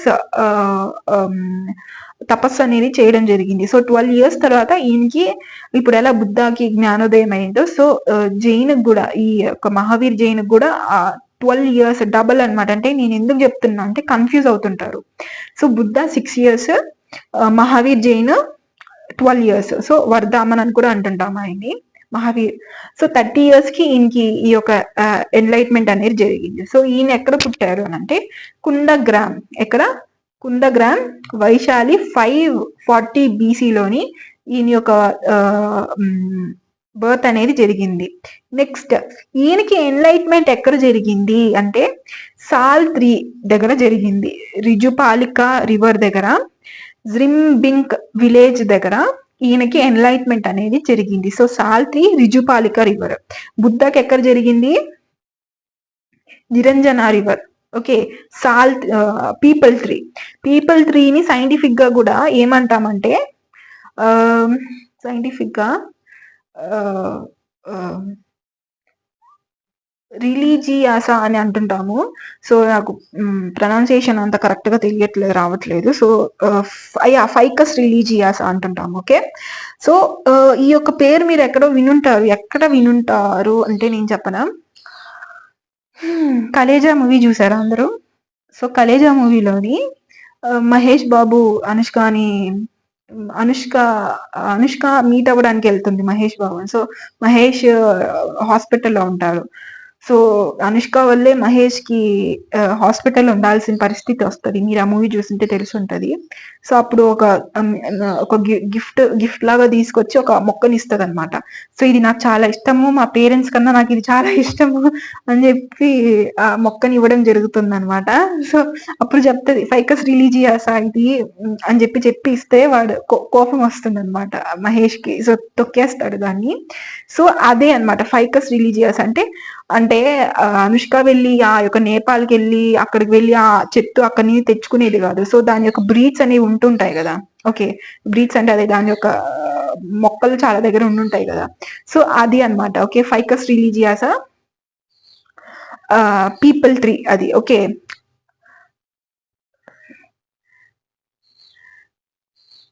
నెక్స్ట్ జైన్ కౌన్సిల్స్ రెండే ఉన్నాయి మనకి. సో ఎక్కువ కౌన్సిల్స్ అయితే హెల్డ్ చేయలేదు వీళ్ళు. సో ఎందుకంటే మనకి పని అయితే తగ్గింది, మనకి పని తగ్గించారు. ఏం పని? బై హార్ట్ చేసే పని, గుర్తు పెట్టుకునే పని, కొంత మెమరీ సేవ్ చేశారు. అంటే ఇంకో టాపిక్ కి పెట్టుకునేటట్టు 2 కౌన్సిల్స్ హెల్డ్ చేసుకున్నారు అనమాట. చాలా మంచోళ్ళు అనమాట Jains. So first Jain council పాటలిపుత్రలో జరిగింది. ఓకే. సో ఫస్ట్ పాటలిపుత్రలో జరిగింది. ఎక్కడ? 322 BCలో జరిగింది ఇది అనేది. సో దీన్ని ఎవరు ఆర్గనైజ్ చేశారు, ఎవరి కింగ్ యొక్క లీడర్షిప్ లో జరిగిందంటే స్థూలభద్ర. ఓకే. స్థూలభద్ర యొక్క అండర్ లీడర్షిప్ లో ఈ యొక్క ఫస్ట్ జైన్ కౌన్సిల్ అయితే జరిగింది. నెక్స్ట్ సెకండ్ జైన్ కౌన్సిల్ వచ్చేసి వల్లాభి అనేది ఒక ప్లేస్. సో అక్కడ సెకండ్ జైన్ కౌన్సిల్ అనేది జరిగింది 512 CE అనమాట. నెక్స్ట్ క్షమా శరవణ్. ఓకే. క్షమా శ్రవణ్ ఈయన ఈ యొక్క సెకండ్ జైన్ కౌన్సిల్ కి ఈయన యొక్క ఆధ్వర్యంలో ఈ యొక్క కౌన్సిల్ అనేది జరిగింది, సెకండ్ జైన్. సో ఇంకా జైనిజం గురించి మనం మాట్లాడుకుంటే సో జైనిజం అనేది సో బుద్ధ ఎలా అయితే బుద్ధిజం ఏం చెప్తుంది మనకి, as we all discussed previously. So కోరిక, డిజైర్, వరల్డ్లీ సారోస్ వీటి గురించి డిస్కస్ చేస్తుంటుంది. జైనిజం ఏం డిస్కస్ చేస్తుందంటే జీవ అజీవ అంటే ప్రాణం ఉన్నది, ప్రాణం లేనిది. సో వీళ్ళు కనిపెట్టింది ఏంది అని అంటే, వీళ్ళ యొక్క ఫిలాసఫీ, వీళ్ళు నమ్మే థియరీ ఏంది అని అంటే జీవం ఉన్నది, జీవం లేనిది. అలానే వీళ్ళు గాడ్ యొక్క ఎగ్జిస్టెన్స్ ని అంటే ఎక్కువగా క్లారిటీ ఇవ్వలేదు. అంటే ఉన్నారు అని వీళ్ళు ఏమి చెప్పలేరు, గాడ్ లేరు, ఏది పవర్ లేదు అని కూడా చెప్పలేదన్నమాట. ఓకే. వాళ్ళు ఒక మిడిల్ స్టేట్ లో ఉన్నారు. అండ్ జీవం ఉన్నది, జీవం లేనిది. సో దీని గురించి ఎక్కువగా వాళ్ళు నమ్ముతూ ఉంటారన్నమాట. ఓకే. సో ఇంకా జైనిజం ఏమేం చెప్తుంది అని అంటే నాన్ వైలెన్స్ గురించి చెప్తుంది, పంచమంత్రాస్ అంటుంటాం అనమాట.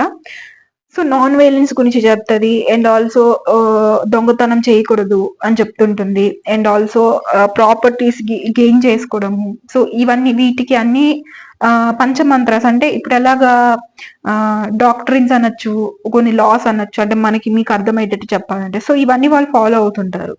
ఓకే, ఆస్టేయ, అపరిగ్రహ. ఓకే, ఆస్టేయ అంటే నాట్ స్టీలింగ్, అంటే స్టీలింగ్ ఏం చేయకూడదు, దొంగతనం చేయకూడదు.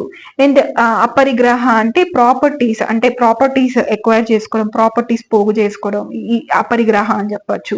నెక్స్ట్ బ్రహ్మచర్యం ఉండాలి అని. ఈ బ్రహ్మచర్యం అనే ఫిఫ్త్ది లాస్ట్ జైన్ అంటే మహావీర్ జైన్ అనేది ఇది అనేది యాడ్ చేయడం జరిగింది. ఓకే, లాస్ట్ లోని.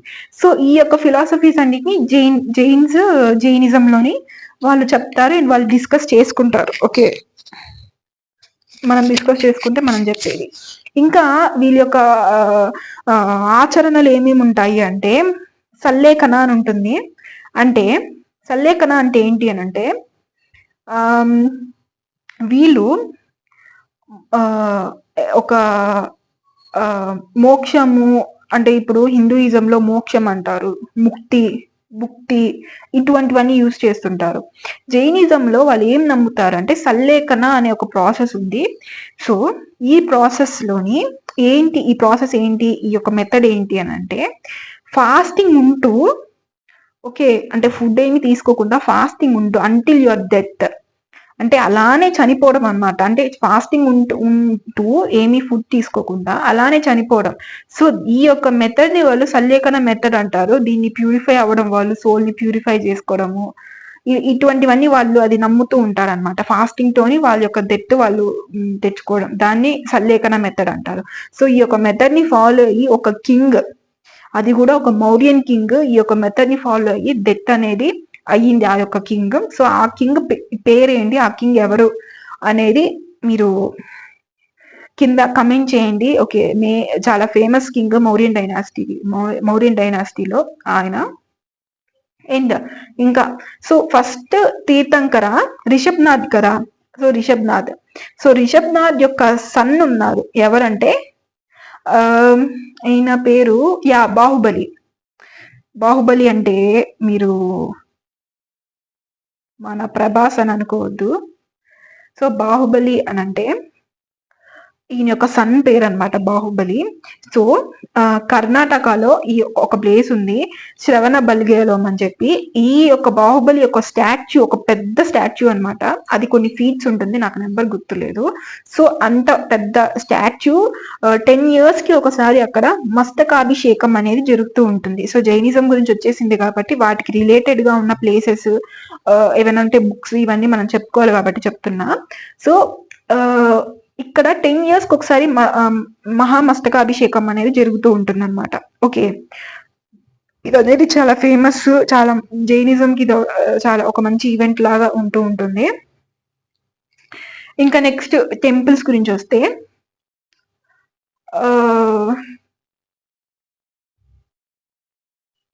యా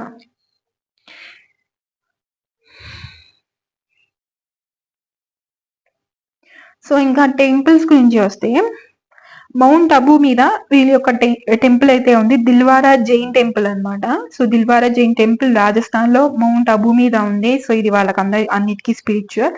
అండ్ ఆల్సో ఇంకా వాళ్ళ బుక్స్ గురించి వస్తే వాళ్ళ లిటరేచర్స్ ని వాళ్ళు ఆగం అని అంటుంటారు. అండ్ ఆల్సో వీళ్ళొక మేజర్ జైన్ యొక్క టెక్స్ట్. సో మేజర్ బుక్ ఏంటి అంటే టెక్స్ట్ కి సంబంధించి జైన్స్ ఒక టెక్స్ట్ ఆచారంగా సూత్ర అనమాట. సో ఇదేంటి అంటే ఒక జైన్స్ యొక్క రూల్స్, కండక్ట్స్ ఏంటి, వాళ్ళ యొక్క రూల్స్ ఏంటి, ఇవన్నీ కూడా చెప్తూ ఉంటుంది. ఆచారంగా సూత్ర అనే ఒక జైన్ యొక్క లిటరేచర్ అనమాట ఇది. ఓకే, ఇంకా ఇది జైనిజం గురించి ఇంకంతా. ఇంకా ఇప్పుడు అసలు విషయం అనేది స్టార్ట్ అవుతూ ఉంటుంది, ఇంకా అయిపోలేదు సెషన్. సో ఇప్పుడు ముందు అసలు విషయం అనేది ఇప్పుడు స్టార్ట్ అవుతుంది. సో ఇంకా మనం ఎంపైర్స్, కింగ్స్ గురించి ఇప్పుడు మనం డిస్కస్ చేసుకుందాం, స్టార్ట్ చేద్దాం. ఓకే, సో ఇంకా టాపిక్ 5. సో ఫస్ట్ మనకి ఎంపైర్ ఎవరు అని అంటే Magadha empire. So Magadha empire లో Haryanka dynasty, okay, Haryanka dynasty, Shishunaga dynasty and also Nanda dynasty. Okay. So ఈ 3 డైనాసిటీస్ మనకి ఇంపార్టెంట్ డైనాసిటీస్ అన్నమాట. సో ఈ 3 డైనాసిటీస్ లో ఇంపార్టెంట్ రూలర్స్ ఎవరెవరు అంటే బింబిసారా. ఓకే. సో బింబిసారా గురించి డిస్కస్ చేసుకుందాము. సో బింబిసారా యొక్క టైం లైన్ ఏంటి? 558 బీసీ నుంచి 492 బీసీ దాకా బింబిసారా యొక్క రూలింగ్ అనేది జరిగింది. సో బింబిసారా గురించి మనం డిస్కస్ చేసుకుంటే, బింబిసారా ఆయన యొక్క లైక్ ఆయన యొక్క కింగ్డమ్ ని ఆయన విస్తరించుకోవడానికి మ్యారిటల్ రిలేషన్స్ ని ఎక్కువగా యూజ్ చేసుకున్న కింగ్ అన్నమాట బింబిసారా. ఓకే.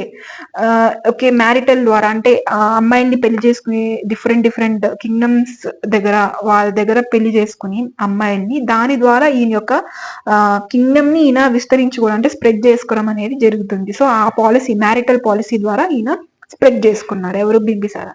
ఇంకా అజాత శత్రు గురించి అంటే నేను జస్ట్ ఓవర్ వ్యూ ఇస్తున్నా పైన, డీప్ గా మళ్ళీ కిందకి వెళ్ళాక మళ్ళీ చూద్దాం మనం. సో అజాత శత్రు గురించి చెప్పాలంటే ఈయన ఒక టైప్ బాహుబలిలో రానా ఉన్నాడు కదా, రానా పేరేంటి? రందేవా? రందేవ్ బిల్ల మగధీరాల కదా ఉండేది. రానా పేరు ఓకే, పేరు గుర్తుకు రావట్లే నాకు. సో రానా క్యారెక్టర్ అనుకోండి. సో రానా ఎలా ఉంటాడు బాహుబలిలోని, సో ఆ యొక్క క్యారెక్టర్ ఉంటుందన్నమాట అజాత శత్రువుకి. సో మీరు బాహుబలిలో చూసిన ఎక్విప్మెంట్స్ ఏంటి? బండి వెళ్తుంటే బాణాలని వస్తుంటాయి కదా, మీకు కొన్ని ఇంప్లిమెంట్స్ అనేవి ఉంటాయి అందులో. సో అటువంటి ఇన్స్ట్రుమెంట్స్ కూడా అజాత శత్రు దగ్గర ఉన్నాయన్నమాట. సో రాజమౌళి గారు కూడా మన హిస్టరీ తెలుసు. సో ఈ హిస్టరీ తెలుసుకుని ఆయన యొక్క సినిమాలో కూడా ఇటువంటివన్నీ మన ఇండియన్ కల్చర్ రిప్రజెంట్ చేయాలి, pan India movie, international movie అని ఆయన పెట్టుంటారు నాకు తెలిసి. ఓకే. హిస్టరీ యొక్క ఆధారంగా. సో అటువంటి టైప్ ఆఫ్ వెహికల్స్ అన్ని కూడా అజాత శత్రు దగ్గర ఉన్నాయి. చాలా రెబలియన్ అనమాట. అండ్ ఇంకా ఉదయానికి వస్తే, ఇంకా ఉదయాన్ని గురించి అంతగా చెప్పుకోవాల్సింది అయితే అంతగా ఏమీ లేదు. ఓకే. సో ఇది ఇంకా వీళ్ళ గురించి ఓవర్ వ్యూ గురించి మనం వస్తే, ఓకే. ఇంకా నెక్స్ట్ డీప్ గా వెళ్దాం వీళ్ళ గురించి. Okay. So Bimbisara follower and contemporary. So contemporary అంటే ఏంటంటే, అంటే అక్కడ బుద్ధతో పాటు ఈయన కూడా అన్నమాట. అంటే ఒక టైం లైన్ లోని ఇప్పుడు ప్రెసెంట్ మన ప్రైమ్ మినిస్టర్ ఎవరు? నరేంద్ర మోడీ గారు. సో అదే టైంలోనే కాంటెంపరీగా మన ఏపీ యొక్క సీఎం ఎవరు? అంతకుముందు జగన్, ఇప్పుడు వచ్చేసి చంద్రబాబు నాయుడు. సో ఇప్పుడు ప్రెసెంట్ 2025 లోని కాంటెంపరీ అంటే పిఎం నరేంద్ర మోడీ గారికి కాంటెంపరీగా మన ఏపీలో సీఎం చంద్రబాబు నాయుడు అని చెప్పుకుంటాము. సో అలాగే ఇక్కడ టైంలో బుద్ధకి కాంటెంపరీగా, బుద్ధతో ప్యారలల్ గా టైం లైన్ లోని బింబిసారా రూలర్ గా ఉన్నారనమాట. ఇటువంటి టైప్ ఆఫ్ క్వశ్చన్స్ కూడా మీకు ఎగ్జామ్ లో అబ్జర్వ్ చేయొచ్చు. సో ఈయన క్యాపిటల్ ఏం పెట్టుకున్నాడు? బింబిసారా రాజ్గిర్ ఈయన యొక్క క్యాపిటల్ అనమాట. So first regular standing army ఈయనకి ఉంది. సో స్టాండింగ్ ఆర్మీ అంటే ఏంటి అని అంటే, అంతకుముందు మీరు గమనించుకుంటే స్టాండింగ్ ఆర్మీ ఉండేది కాదు. అంటే అప్పటికప్పుడు ఇప్పుడు ఒక వార్ ఉంది, సో వార్కి వెళ్లే ముందు ఆర్మీని వాళ్ళు మిలిటరీ సోల్జర్స్ ఉంటారు కదా, అప్పటికప్పుడు సోల్జర్స్ ని పిలుచుకుని వార్ అయిపోగానే ఇంకా వాళ్ళకి ఇంత అని పే చేసేసి పంపించేస్తుంటారు. కానీ బింబిసారా అలా కాదనమాట. అంటే ఒక స్టాండింగ్ ఆర్మీ అంటే ఒక ఆర్మీని రిక్రూట్ చేసుకుని, ఓకే, ఇంకా వాళ్ళకి ట్రైనింగ్ ఇస్తూ ఇవన్నీ చేస్తుండడానికి, ఇంకా అన్ని మంచి చెడు అంతా చూసుకుంటూ ఇంకా ఈయన కింగ్డమ్ లోనే పెట్టుకోవడం. స్టాండింగ్ ఆర్మీ అనేది ఫస్ట్ ఈయన దగ్గర నుంచే స్టార్ట్ అయింది. బింబిసారానే స్టాండింగ్ ఆర్మీని ఫస్ట్ పాటించిన రూలర్ బింబిసారా అనమాట. సో 492 లోని ఈయన చనిపోయాడు. సో దీని తర్వాత ఆయన యొక్క కింగ్, సో రాజు కొడుకు రాజే అవుతాడు కదా ఆబ్వియస్ గా. ఇంకా బయట నుంచి ఎటువంటి ఎక్స్పాన్షన్స్ లేకపోతే ఎటువంటి ఇన్వేషన్స్ ఏమి జరగకపోతే ఆయన కింగే అవుతారు ఆబ్వియస్ గా. ఇంకా తమ్ముళ్ళు, ఇంకా బ్రదర్, సిబ్లింగ్స్ ఉంటే అది వేరే విషయం, వాళ్ళకి ఇంటర్నల్ గా వార్ జరుగుతుంది. సో మొత్తంగా ఎవరు గెలుస్తారో, ఎవరు పాలిటిక్స్ చేస్తారో, సో వాళ్ళే కింగ్ అవుతారు ఆబ్వియస్ గా, అంతే కదా. సో అజాత శత్రు బింబిసార యొక్క కొడుకు అనమాట. సో అజాత శత్రుని కునిక అని కూడా పిలుస్తుంటారు. Okay. So Ajatashatru is also called as Kunika. So first Buddhist council మనం తెలుసు ఏంటి అజాతశత్రు జరిపించారు. సో మనం డిస్కస్ చేసుకున్నాంగా బుద్ధిజంలో first and 3. So Ajatashatru first Buddhist council ని జరిపించారు. నెక్స్ట్ ఇంకా ఉదాయినికి వద్దాం. ఉదాయన్ వచ్చేసి అజాతశత్రు యొక్క కొడుకు. సో ఈయన ఏం చేశాడంటే ఎంపైర్ ని, మగధ ఎంపైర్ యొక్క క్యాపిటల్ ని రాజగృహ నుంచి పాటలిపుత్రకి షిఫ్ట్ చేశాడు. సో ఇంకా ఈయన గురించి అంత చెప్పుకోదగింది ఏమీ లేదు ఇంపార్టెంట్ గా మనకి. So last ruler Haryanka dynasty యొక్క లాస్ట్ రూలర్ ఎవరు అని అంటే నాగదశాక.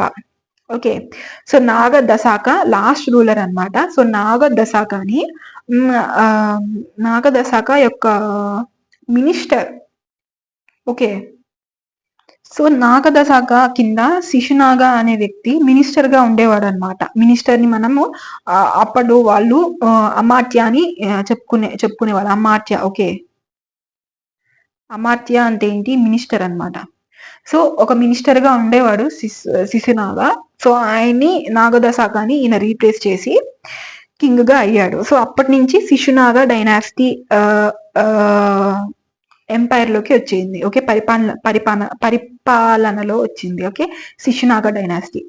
So Shishunaga is the founder of Shishunaga dynasty, Srinagar dynasty. Okay, next ఇంకా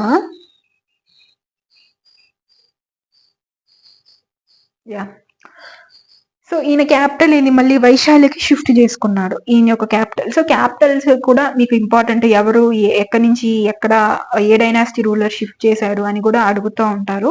సో అందుకే నేను ఇక్కడ పర్టికులర్ గా మీకు మెన్షన్ చేశాను. సో ఈయన అంటే ఇక్కడ పాటలిపుత్ర నుంచి వైశాలికి ఈయన అనే షిఫ్ట్ చేయడం జరిగింది. ఓకే, వైశాలికి షిఫ్ట్ చేశాడు. ఇంకా నెక్స్ట్ రూలర్ ఎవరు అంటే కాల అశోక. సో కాల అశోక మళ్ళీ వైశాలి నుంచి పాటలిపుత్రకి షిఫ్ట్ చేశాడు. ఈయన ఎవరు? శిశునాగ యొక్క కొడుకు కాల అశోక.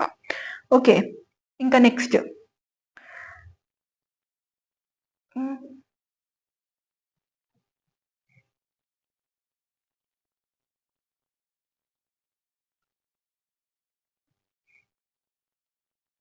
One second.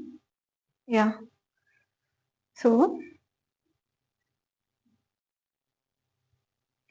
ఇంకా ఈ ఎంపైర్ అంటే శిశునాగ ఎంపైర్ యొక్క లాస్ట్ కింగ్ ఎవరు అని అంటే ధనానంద.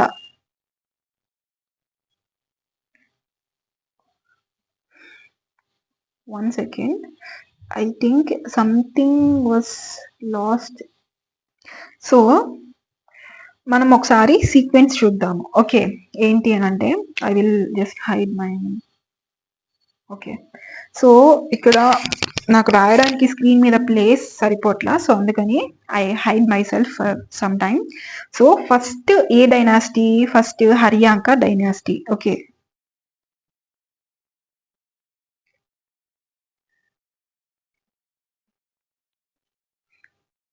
హరియాంక డైనాసిటీ. సో హరియాంక డైనాసిటీలో ఎవరెవరు రూలర్స్ ఉన్నారు? బింబిసార.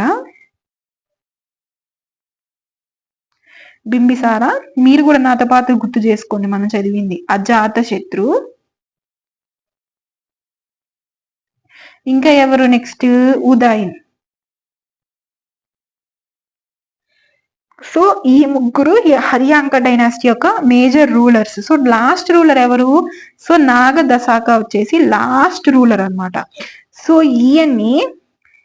ఈయన యొక్క మినిస్టర్ ఓకే రీప్లేస్ చేశారు ఈయన యొక్క ప్లేస్ ని. ఎవరు? శిశునాగ. సో అప్పుడు శిశునాగ డైనాసిటీ అనేది రూల్లోకి వచ్చింది. ఎవరు? శిశునాగ రీప్లేస్ చేశాడు.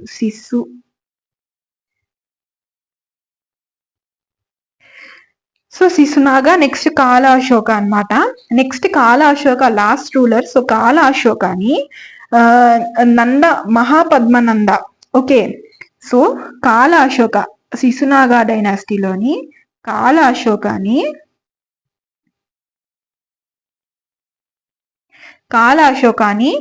నంద మహాపద్మనంద చంపేశాడనమాట. సో మహాపద్మనంద వచ్చేసి క్షత్రియాకి సంబంధించిన వ్యక్తి కాదంటే ఇప్పటి వరకు కూడా మనం చూసిన రూలర్స్ అందరు కూడా క్షత్రియాస్ అనమాట. కానీ మహాపద్మనంద వచ్చి క్షత్రియ కాదు. He was the first non Kshatriya ruler in ancient history. Okay, so ఈయన వచ్చి నందా డైనాసిటీని స్థాపించుకున్నాడు అనమాట. ఏంటి? Nanda dynasty. So Nanda dynasty ఏంటి? ఫస్ట్ నాన్ క్షత్రియ డైనాసిటీ అనమాట. రూలర్ వచ్చి మహాపద్మనంద. ఓకే, మహాపద్మనంద కాల అశోకాన్ని చంపేశాడు. ఓకే, సో చంపేసి మహాపద్మనంద రూలర్ గా అయ్యాడు. సో మహాపద్మనంద తర్వాత ఎవరు వస్తారంటే ధనానంద.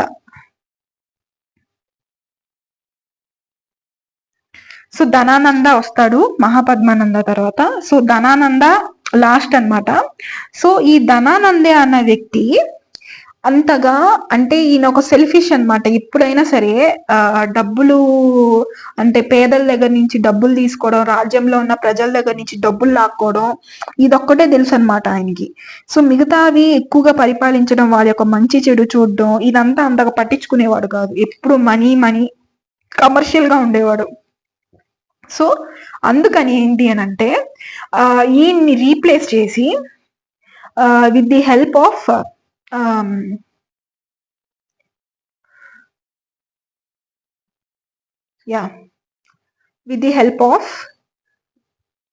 చాణక్య, చంద్రగుప్త మౌర్య కింగ్ అయ్యాడనమాట. ఓకే,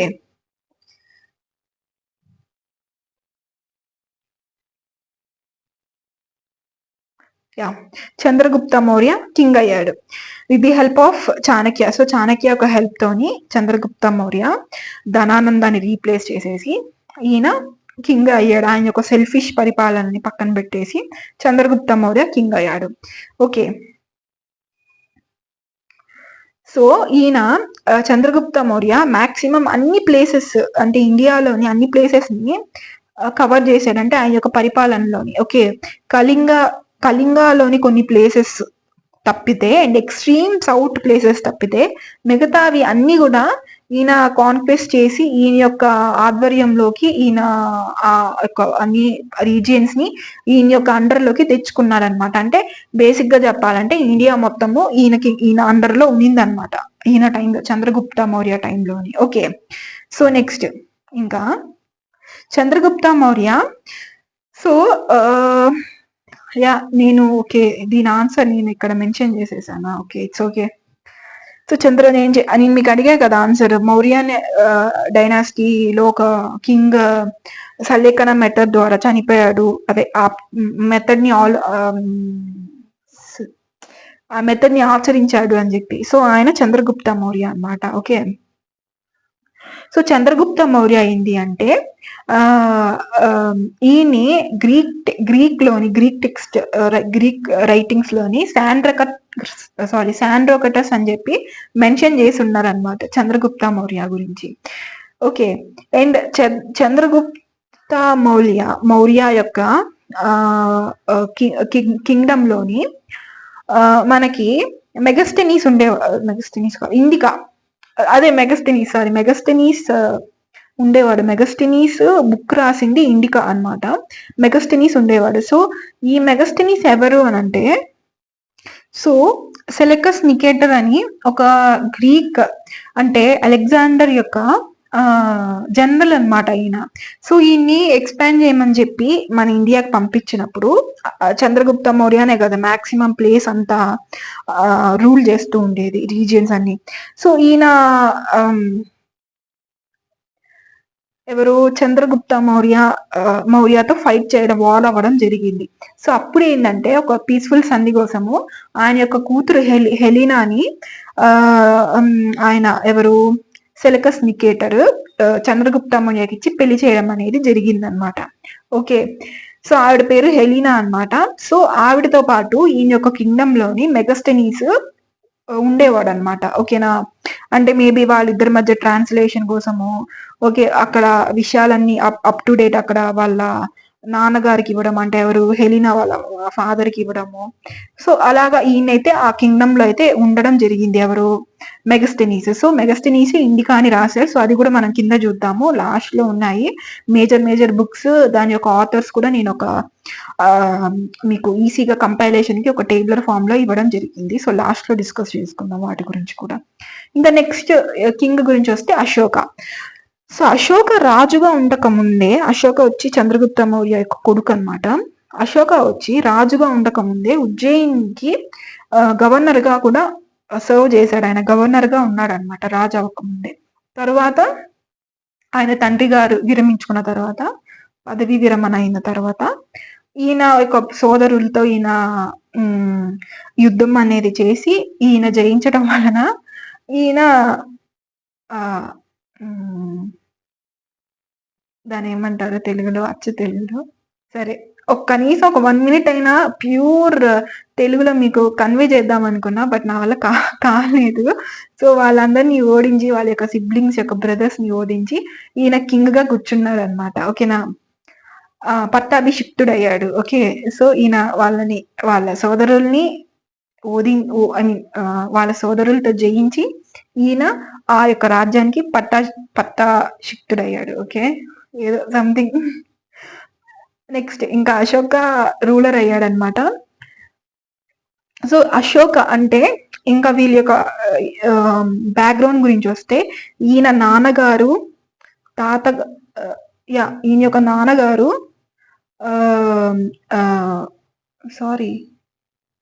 చంద్రగుప్త యొక్క మౌర్య కొడుకు కాదు అశోక, చంద్రగుప్త మౌర్య తాతయ్య అవుతాడు. అంటే చంద్రగుప్త మౌర్య యొక్క కొడుకు బిందుసార.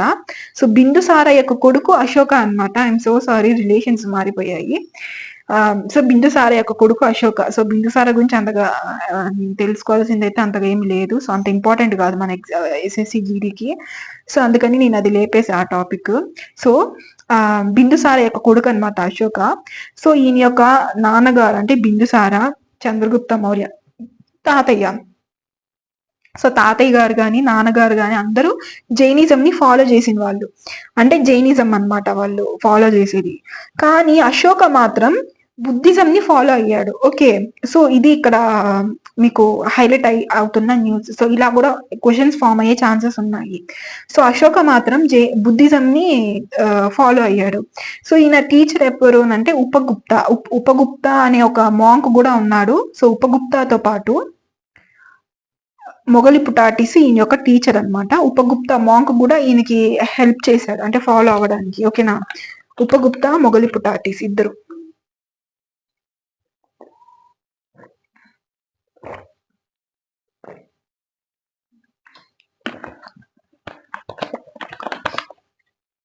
So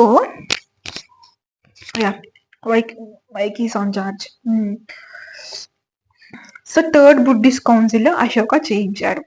సో అశోక ఏంటి అంటే ఇనీషియల్ టైంలో, అంటే ఆయన రాజుగా ఉన్న టైంలోని చాలా క్రూయల్ గా ఉండేవాడు అనమాట. అందరిని చంపించడము, ఆయన యొక్క రాజ్యాన్ని ఎక్స్పాండ్ చేసుకోవడానికి క్రూయల్ మెథడ్స్ ఫాలో అవ్వడము, ఇలా ఉండేవాడు. కానీ కళింగ వార్ తర్వాత, మీరందరూ వినే ఉంటారు.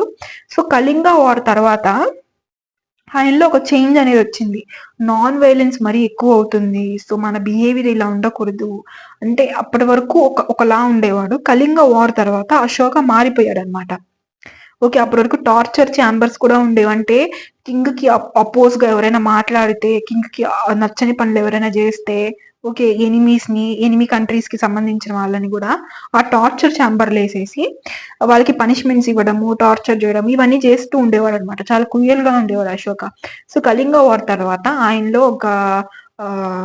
ఒక చేంజ్ అనేది ఏర్పడింది అనమాట. ఒక జ్ఞానోదయం అనొచ్చు. ఓకే, చేంజ్ అనేది ఏర్పడి అప్పటి నుంచి ఆయన బుద్ధిజం ని ఫాలో అయ్యాడు అనమాట. ఓకేనా, మేజర్ గా. ఇంకా నెక్స్ట్,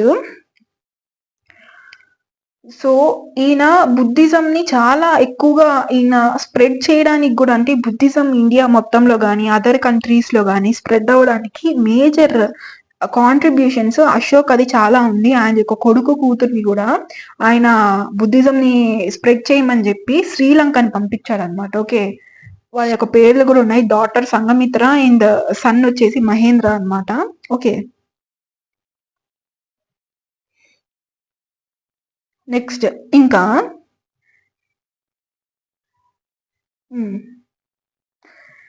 కౌశంబి ఇన్స్క్రిప్షన్ అనేది ఉందన్నమాట ఒకటి.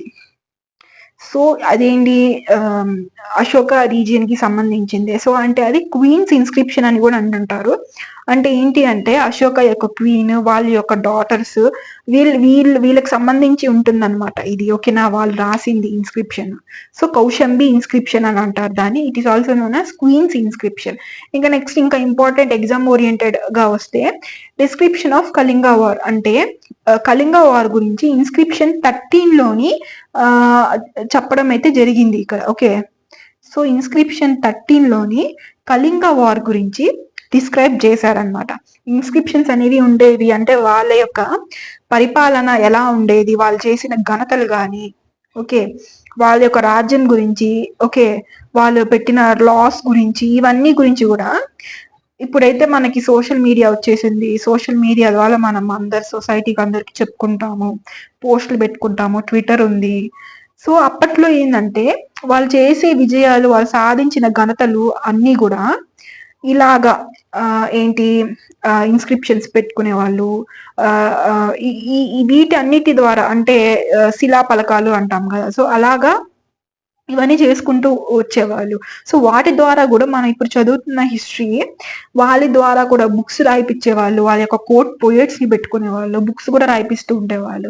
సో వాటి అన్నిటి ఆధారాలుగా మనం ఇప్పుడు చదువుతున్న హిస్టరీ కూడా వాటి ఆధారాలుగానే కొన్ని ప్రూఫ్స్ అవన్నీ తీసుకుని మనం ఇప్పుడు చదువుకుంటున్నాము. ఓకేనా, నెక్స్ట్ సాంచి స్టూపా, సార్నాథ్ స్టూపా, బర్హుత్ స్టూపా. సో ఈ స్టూపాస్ అన్ని కూడా మనకి ఈయనే ఎవరు, అశోకానే కన్స్ట్రక్ట్ చేయించింది అనమాట. సో ఈయన గ్రేట్ ఫాలోవర్ ఆఫ్ బుద్ధిజం కదా, సో ఈయనే ఈ యొక్క కన్స్ట్రక్షన్స్ అన్ని చేయించింది బుద్ధిజంలో. సో మన బుద్ధిజం యొక్క లోని స్టూపాస్ సాంచి, సారనాథ్, కేసరియా, ఇవన్నీ స్టూపాస్ మనం కవర్ చేసాం, గుర్తుంది కదా ప్రీవియస్ గా. సో అది ఇక్కడ వరకు. ఇంకా పోస్ట్ మౌర్యన్ ఎరా అంటే అశోక తర్వాత వచ్చిన రూలర్స్ అంతగా ఫేమస్ ఏమీ కాదు.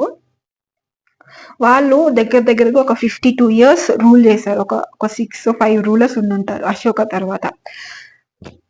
ఓకే, సో దాని తర్వాత అంత చెప్పుకోదగిన రూలర్స్ అయితే వాళ్ళు ఏమి కాదు. అశోక తర్వాత వచ్చిన రూలర్స్ అంతా కూడా మౌర్యన్ డైనాసిటీలో. సో ఇంకా మౌర్యన్ డైనాసిటీ తర్వాత Sunga dynasty, Kanva dynasty, next Satavahana dynasty. So ఈ డైనాసిటీస్ అన్ని కూడా వచ్చాయన్నమాట మౌర్యన్ ఎంపైర్ తర్వాత.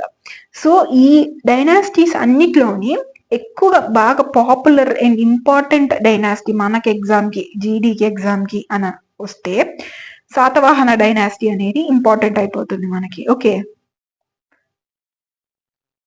సో ఇంకా మనము ఏ డైనాసిటీలో ఏ ఇంపార్టెంట్ రూలర్స్ ఉన్నారో చూసుకుందాము. ఒక ఐడియా అయితే ఉండాలి మనకి. Okay, so Pushyamitra, Shunga and Agnimitra,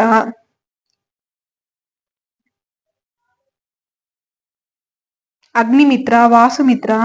so వీళ్ళందరూ కూడా శుంగా డైనాసిటీ యొక్క major rulers. And last ruler ఎవరు అంటే దేవభూతి వచ్చేసి లాస్ట్ రూలర్ అనమాట ఏంటి శుంగా డైనాసిటీకి. నెక్స్ట్ ఇంకా కన్వర్ డైనాసిటీ, సారీ కన్వర్ కాదు, ఇది కన్వర్ డైనాసిటీ, కన్వర్ అంటాను.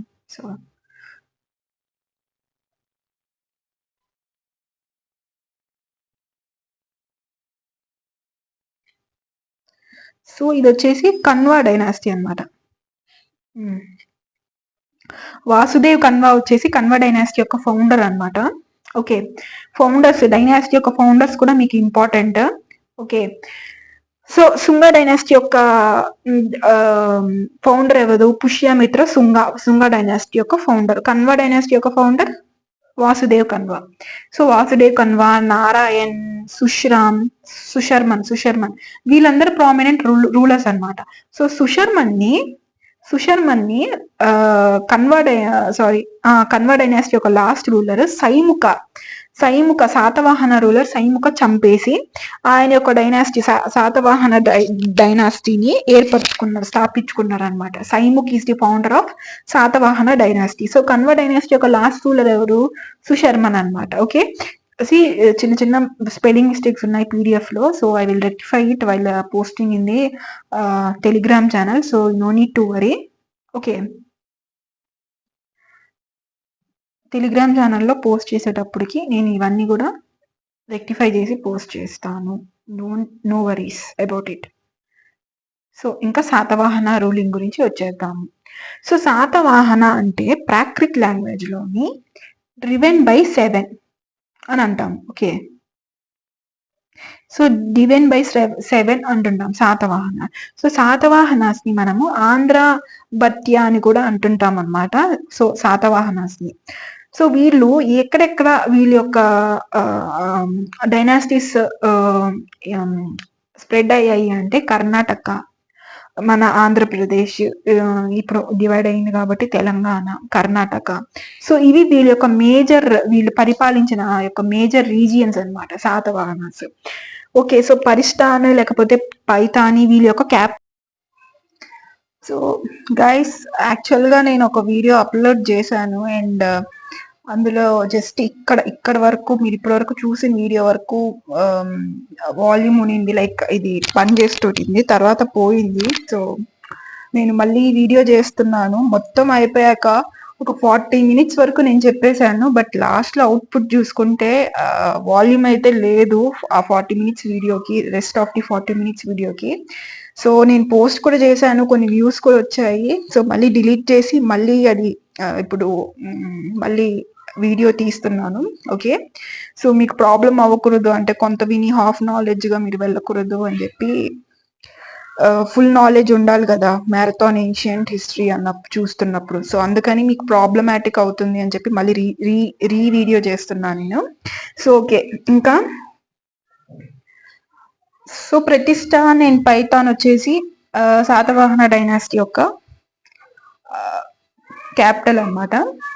ఓకే, ఇంకా next Satavahana were the first Indian kings. So were the అది spelling mistake, like was the were the బదులు ఆ యొక్క స్పెల్లింగ్ అనే మిస్టేక్ అయింది. ఓకే, సో కాయిన్స్ ఇష్యూ చేసిన ఫస్ట్ శాతవాహన కింగ్ అనమాట.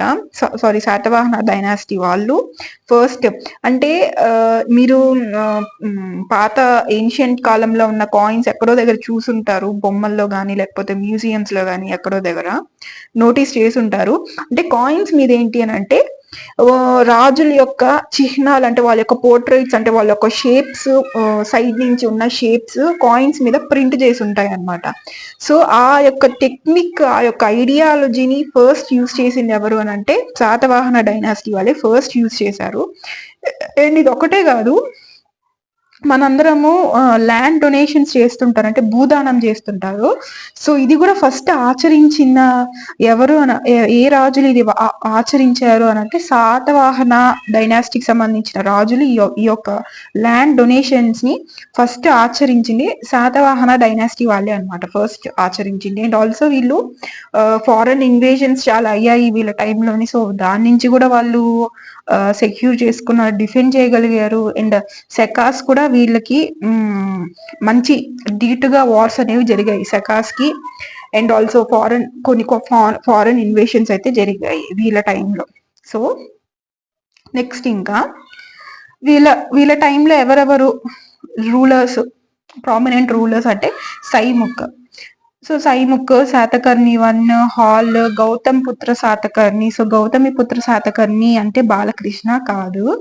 సో గౌతమి పుత్ర శాతకర్ణి ఆబ్వియస్ గా ఈయన స్టోరీ అయితే ఆయన పేరు, అంటే ఈ రూలర్ పేరు పెట్టి వాళ్ళైతే తీశారు. సో మీరు ఇమాజినేషన్ లో బాలకృష్ణ గారిని కూడా ఊహించుకోవచ్చు, ఇట్స్ ఓకే. సో గౌతమి పుత్ర శాతకర్ణి వాస్ మోస్ట్ ప్రామినెంట్, అంటే బాగా ఎక్కువగా ప్రామినెంట్ ఫేమస్ అంటుంటాం కదా. సో ఈ డైనాసిటీలో అందరికన్నా మోస్ట్ ప్రామినెంట్ ఫేమస్ రూలర్ ఎవరు అని అంటే గౌతమిపుత్ర శాతకర్ణి అనమాట. Next Vasishthiputra Pulumavi and Yajnashri Satakarni.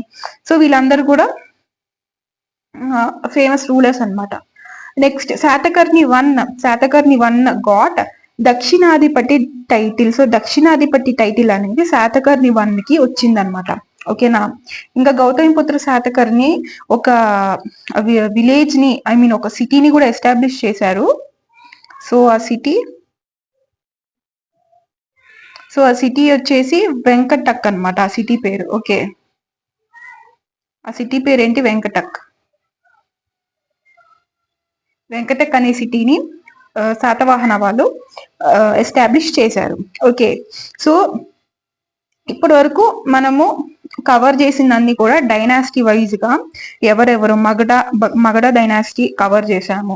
So Magadha డైనాసిటీలో ఇంకా ఏమేం డైనాసిటీస్ ఉన్నాయి, వాళ్ళు ఆ ఒక డైనాసిటీలోని ఎవరెవరు రూలర్స్ ఉన్నారు, ఇదంతా కూడా మనము ఒక ఫ్లో చార్ట్ లాగా మొత్తం గుప్తా ఎంపైర్ కూడా కవర్ చేసేసి అండ్ పోస్ట్ గుప్తా పీరియడ్ కూడా కవర్ చేసేసాక అన్ని మనం ఒక సీక్వెన్స్ వైజ్ లో ఫస్ట్ రూలర్ అంటే ఫౌండర్ ఎవరు, లాస్ట్ రూలర్ ఎవరు, ఎవరిని చంపేశారు, ఎవరిని చంపేసి ఏ ఒక్క డైనాసిటీని తీసుకొచ్చారు. సో ఇదంతా కూడా మన ఫ్లో చార్ట్ లోని అంత లాస్ట్ లో డిస్కస్ చేసుకుందాము. ఓకేనా. సో అది చాలా ఇంపార్టెంట్ అనమాట. ఎవరి తర్వాత ఎవరు వచ్చారు, లాస్ట్ రూలర్ ఎవరు, ఫౌండర్ ఎవరు, మోస్ట్ ప్రామినెంట్ రూలర్స్ ఎవరు. ఒక డైనాసిటీకి ఒక రూలర్ అనేవాళ్ళు అందరికన్నా ఎక్కువ ప్రామినెంట్, ఎక్కువ మోస్ట్ ఫెమిలియర్ పర్సన్ ఉంటారు. సో ఇప్పుడు ఎలా శాతవాహన డైనాసిటీ గౌతమిపుత్ర శాతకర్ణి ఎలాగో అలాగా అనమాట. సో నెక్స్ట్ టాపిక్ 7 లోకి వద్దాము. So almost 30 to 40 minutes video అయితే అయ్యింది. సో లాస్ట్ లో వెళ్ళి చూసుకుంటే మైక్ అనేది ఛార్జింగ్ అయిపోయింది. సో అందుకే మళ్ళీ చేయాల్సి వస్తుంది నేను ఈరోజు. కొన్ని వ్యూస్ కూడా వచ్చేసాయి. మరి వాళ్ళు మేబీ తిట్టుకుని ఉంటారేమో, హాఫ్ పెట్టున్నారేంటి మేడం అని చెప్పేసి. So I'm so sorry for that. Next Gupta empire. So Gupta empire లో చంద్రగుప్త 1, సముద్రగుప్త. సో సముద్రగుప్త అనగానే మీకు ఏం గుర్తుకు రావాలి? ఏదో ఒకటి గుర్తుకొస్తూ ఉంటుంది మీకు. సముద్రగుప్త అంటే నెపోలియన్ ఆఫ్ ఇండియా. సో ఈ యొక్క బిరుదు ఎవరిచ్చారు, ఈ టైటిల్ ఎవరిచ్చారు అని అంటే విఎస్ స్మిత్ ఇచ్చారనమాట. విఎస్ స్మిత్ ఈ ఒక టైటిల్ ని ఇచ్చారు. నెక్స్ట్ చంద్రగుప్త 2 అండ్ ఫాహిన్ వచ్చేసి రూలర్ కాదు, యుఎస్ఏ. సో ఇది మీరు కట్ చేసుకోండి. పీడిఎఫ్ లో నేను కరెక్ట్ చేశాను ఆల్రెడీ, పీడిఎఫ్ పోస్ట్ చేసేసాను కూడా టెలిగ్రామ్ లోని. Okay, so you can go there and download the PDF. Telegram ఛానల్లో జాయిన్ అయిపోండి. I corrected it. So Kumaragupta అనగానే మీకు ఎవరు గుర్తుకు రావాలి? కుమారగుప్త అనగానే ఏం గుర్తుకు రావాలి అని అంటే నలంద యూనివర్సిటీస్ కి సంబంధించి క్రియేట్ చేసింది కుమారగుప్త అనమాట, నలంద యూనివర్సిటీ. సో ఇంకా స్కందగుప్త అనగానే మీకు ఏం గుర్తుకు రావాలి? ఎవరు గుర్తుకు రావాలి? స్కందగుప్త, రామ్ గుర్తుకు రావాలన్నమాట. అంటే ఏంటి, స్కంద చేశారు కదా Ram. So it's jokes apart. So next come Gupta empire, Gupta dynasty యొక్క ఫౌండర్ వచ్చేసి శ్రీగుప్త అనమాట. ఓకే, శ్రీగుప్త. నెక్స్ట్ ఇంకా చంద్రగుప్త 1 వచ్చేసి ఫస్ట్ ఏం టైటిల్ ఎజ్యూమ్ చేసుకున్నా అంటే, ఇప్పుడు మనం వింటున్నాము మహారాజాదిరాజా, చంద్రముఖి మూవీ చూసుంటే మీరు అందరూ కూడా రాజు ఎంటర్ అయ్యేటప్పుడు కొన్ని బిరుదులతో, కొన్ని టైటిల్స్ తో వాళ్ళని వెల్కమ్ చెప్తుంటారు అనమాట. ఓకే, ఒక సాంగ్ లాగా పాడుతుంటారు. సో అలాగా మహారాజాదిరాజా ఫస్ట్ ఎవరు అది ఎజ్యూమ్ చేసుకున్నారు, ఫస్ట్ ఎవరు అలాంటి టైటిల్స్ ఫస్ట్ ఎవరు పెట్టించుకున్నారు అని అంటే మహారాజాదిరాజా టైటిల్ చంద్రగుప్త 1 పెట్టించుకున్నారనమాట. ఓకే, శ్రీగుప్త వచ్చేసి ఫౌండర్ అయిపోతారు. Okay, next Samudragupta, son of Chandragupta 1 యొక్క సన్ సముద్రగుప్త అనమాట. సో నెపోలియన్, ఇందాక మనం డిస్కస్ చేసుకున్నాము ఏంటి, నెపోలియన్ ఆఫ్ ఇండియా అని చెప్పేసి. విఎస్ స్మిత్ దీనికి ఆ యొక్క బిరుదుని అలా పిలిచేవాళ్ళు అనమాట, ఎవరు, సముద్రగుప్త అని. సో ఈయన కవిరాజా అని కూడా అనేవాడు. ఎందుకు అని అంటే he was a great pattern, అంటే ఆర్ట్స్, పోయెట్స్ అన్నా కానీ చాలా ఇష్టము, చాలా మక్కువ చూపించేవాడు అనమాట ఆయన, ఎవరు, సముద్రగుప్త. సో అందుకని ఈయన కవిరాజా అని కూడా పిలిచేవాళ్ళు. సో హరిసేన ఈయన యొక్క కోర్టులో పోయెట్ గా పనిచేస్తున్నారు. ఎవరు? హరిసేన. సో కోర్ట్ పోయిట్స్ యొక్క పని ఏంటి అనంటే, ఇప్పుడు మనం ఎలాగా మనం చేసిన ప్రతిదీ కూడా మనము ఎక్కడికి వెళ్ళినా సరే, ఏం తిన్నా సరే స్నాప్స్ పెడుతుంటారు కొంతమంది స్ట్రీక్స్ కోసము. అదేంటో నాకు ఇప్పటికీ అర్థం కాదు. అదొక క్వశ్చన్ మార్క్ నాకు. స్నాప్స్ తీసి ఊరికే పెడుతుంటారు, స్నాప్స్ పెడుతుంటారు, అండ్ వాట్సాప్ స్టేటస్, ఇన్స్టాలో పోస్ట్, స్టోరీస్. సో ఇవన్నీ మనము ఏంటి, మనం అంటే మనం ఇది చేస్తున్నా అంటే మనము సోషల్ మీడియాని యూజ్ చేసి, ఒక ప్లాట్ఫామ్ యూజ్ చేసి మన గురించి అక్కడ మనం పెడుతున్నాము అని అంటే అందరికీ తెలియాలనే కదా మనం పెడతాము. ఓకే, సో అక్కడ మెయిన్ థీమ్ ఏంటి, అందరికీ తెలియాలి అన్నది మన థీమ్. అది యాక్సెప్ట్ చేసినా యాక్సెప్ట్ చేయకపోయినా దాని వెనక ఉన్న థీమ్ అయితే అదే.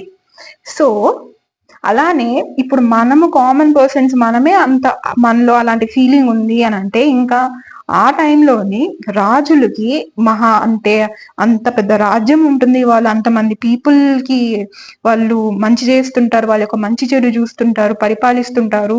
సో వాళ్ళు చేసింది కూడా వాళ్ళ యొక్క ఘనతలు, వాళ్ళ యొక్క రాజ్యంలో ఏమేమి ఉన్నాయి, ప్రజలు ఎలా ఉన్నారు, వాళ్ళ యొక్క అడ్మినిస్ట్రేషన్ ప్రాసెస్ ఎలా ఉంది, వాళ్ళ ఎకానమీ ఎలా ఉంది, సో రాజు ఏమేమి ఇంప్లిమెంటేషన్స్ చేశాడు, ఏమేమి కట్టించారు, ఇవన్నీ కూడా వాళ్ళు వాళ్ళ యొక్క గొప్పల్ని, వాళ్ళ యొక్క ఘనతల్ని వాళ్ళు ఇన్స్క్రిప్షన్స్ గా పెట్టుకునే వాళ్ళు.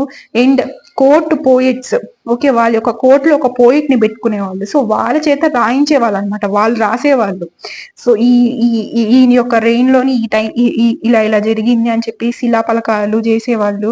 సో ఇవన్నీ చాలా చేసుకునే వాళ్ళు అనమాట, వాళ్ళ గురించి తెలియడం కోసం. ఓకేనా, రాజులు. సో అందుకని కోర్ట్ పోయిట్స్ ఉండేవాళ్ళు అనమాట, సింగింగ్ కి సంబంధించి ఇలాగా చాలా మంది పెట్టుకుంటారు అనమాట. ఓకే,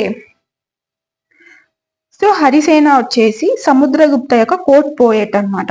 ఇంకా నెక్స్ట్ గుప్త యొక్క period golden age of Indian art and architecture అని చెప్పొచ్చు.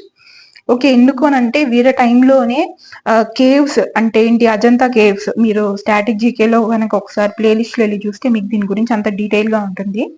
ఒక సెషన్ తీసుకున్నాను నేను. సో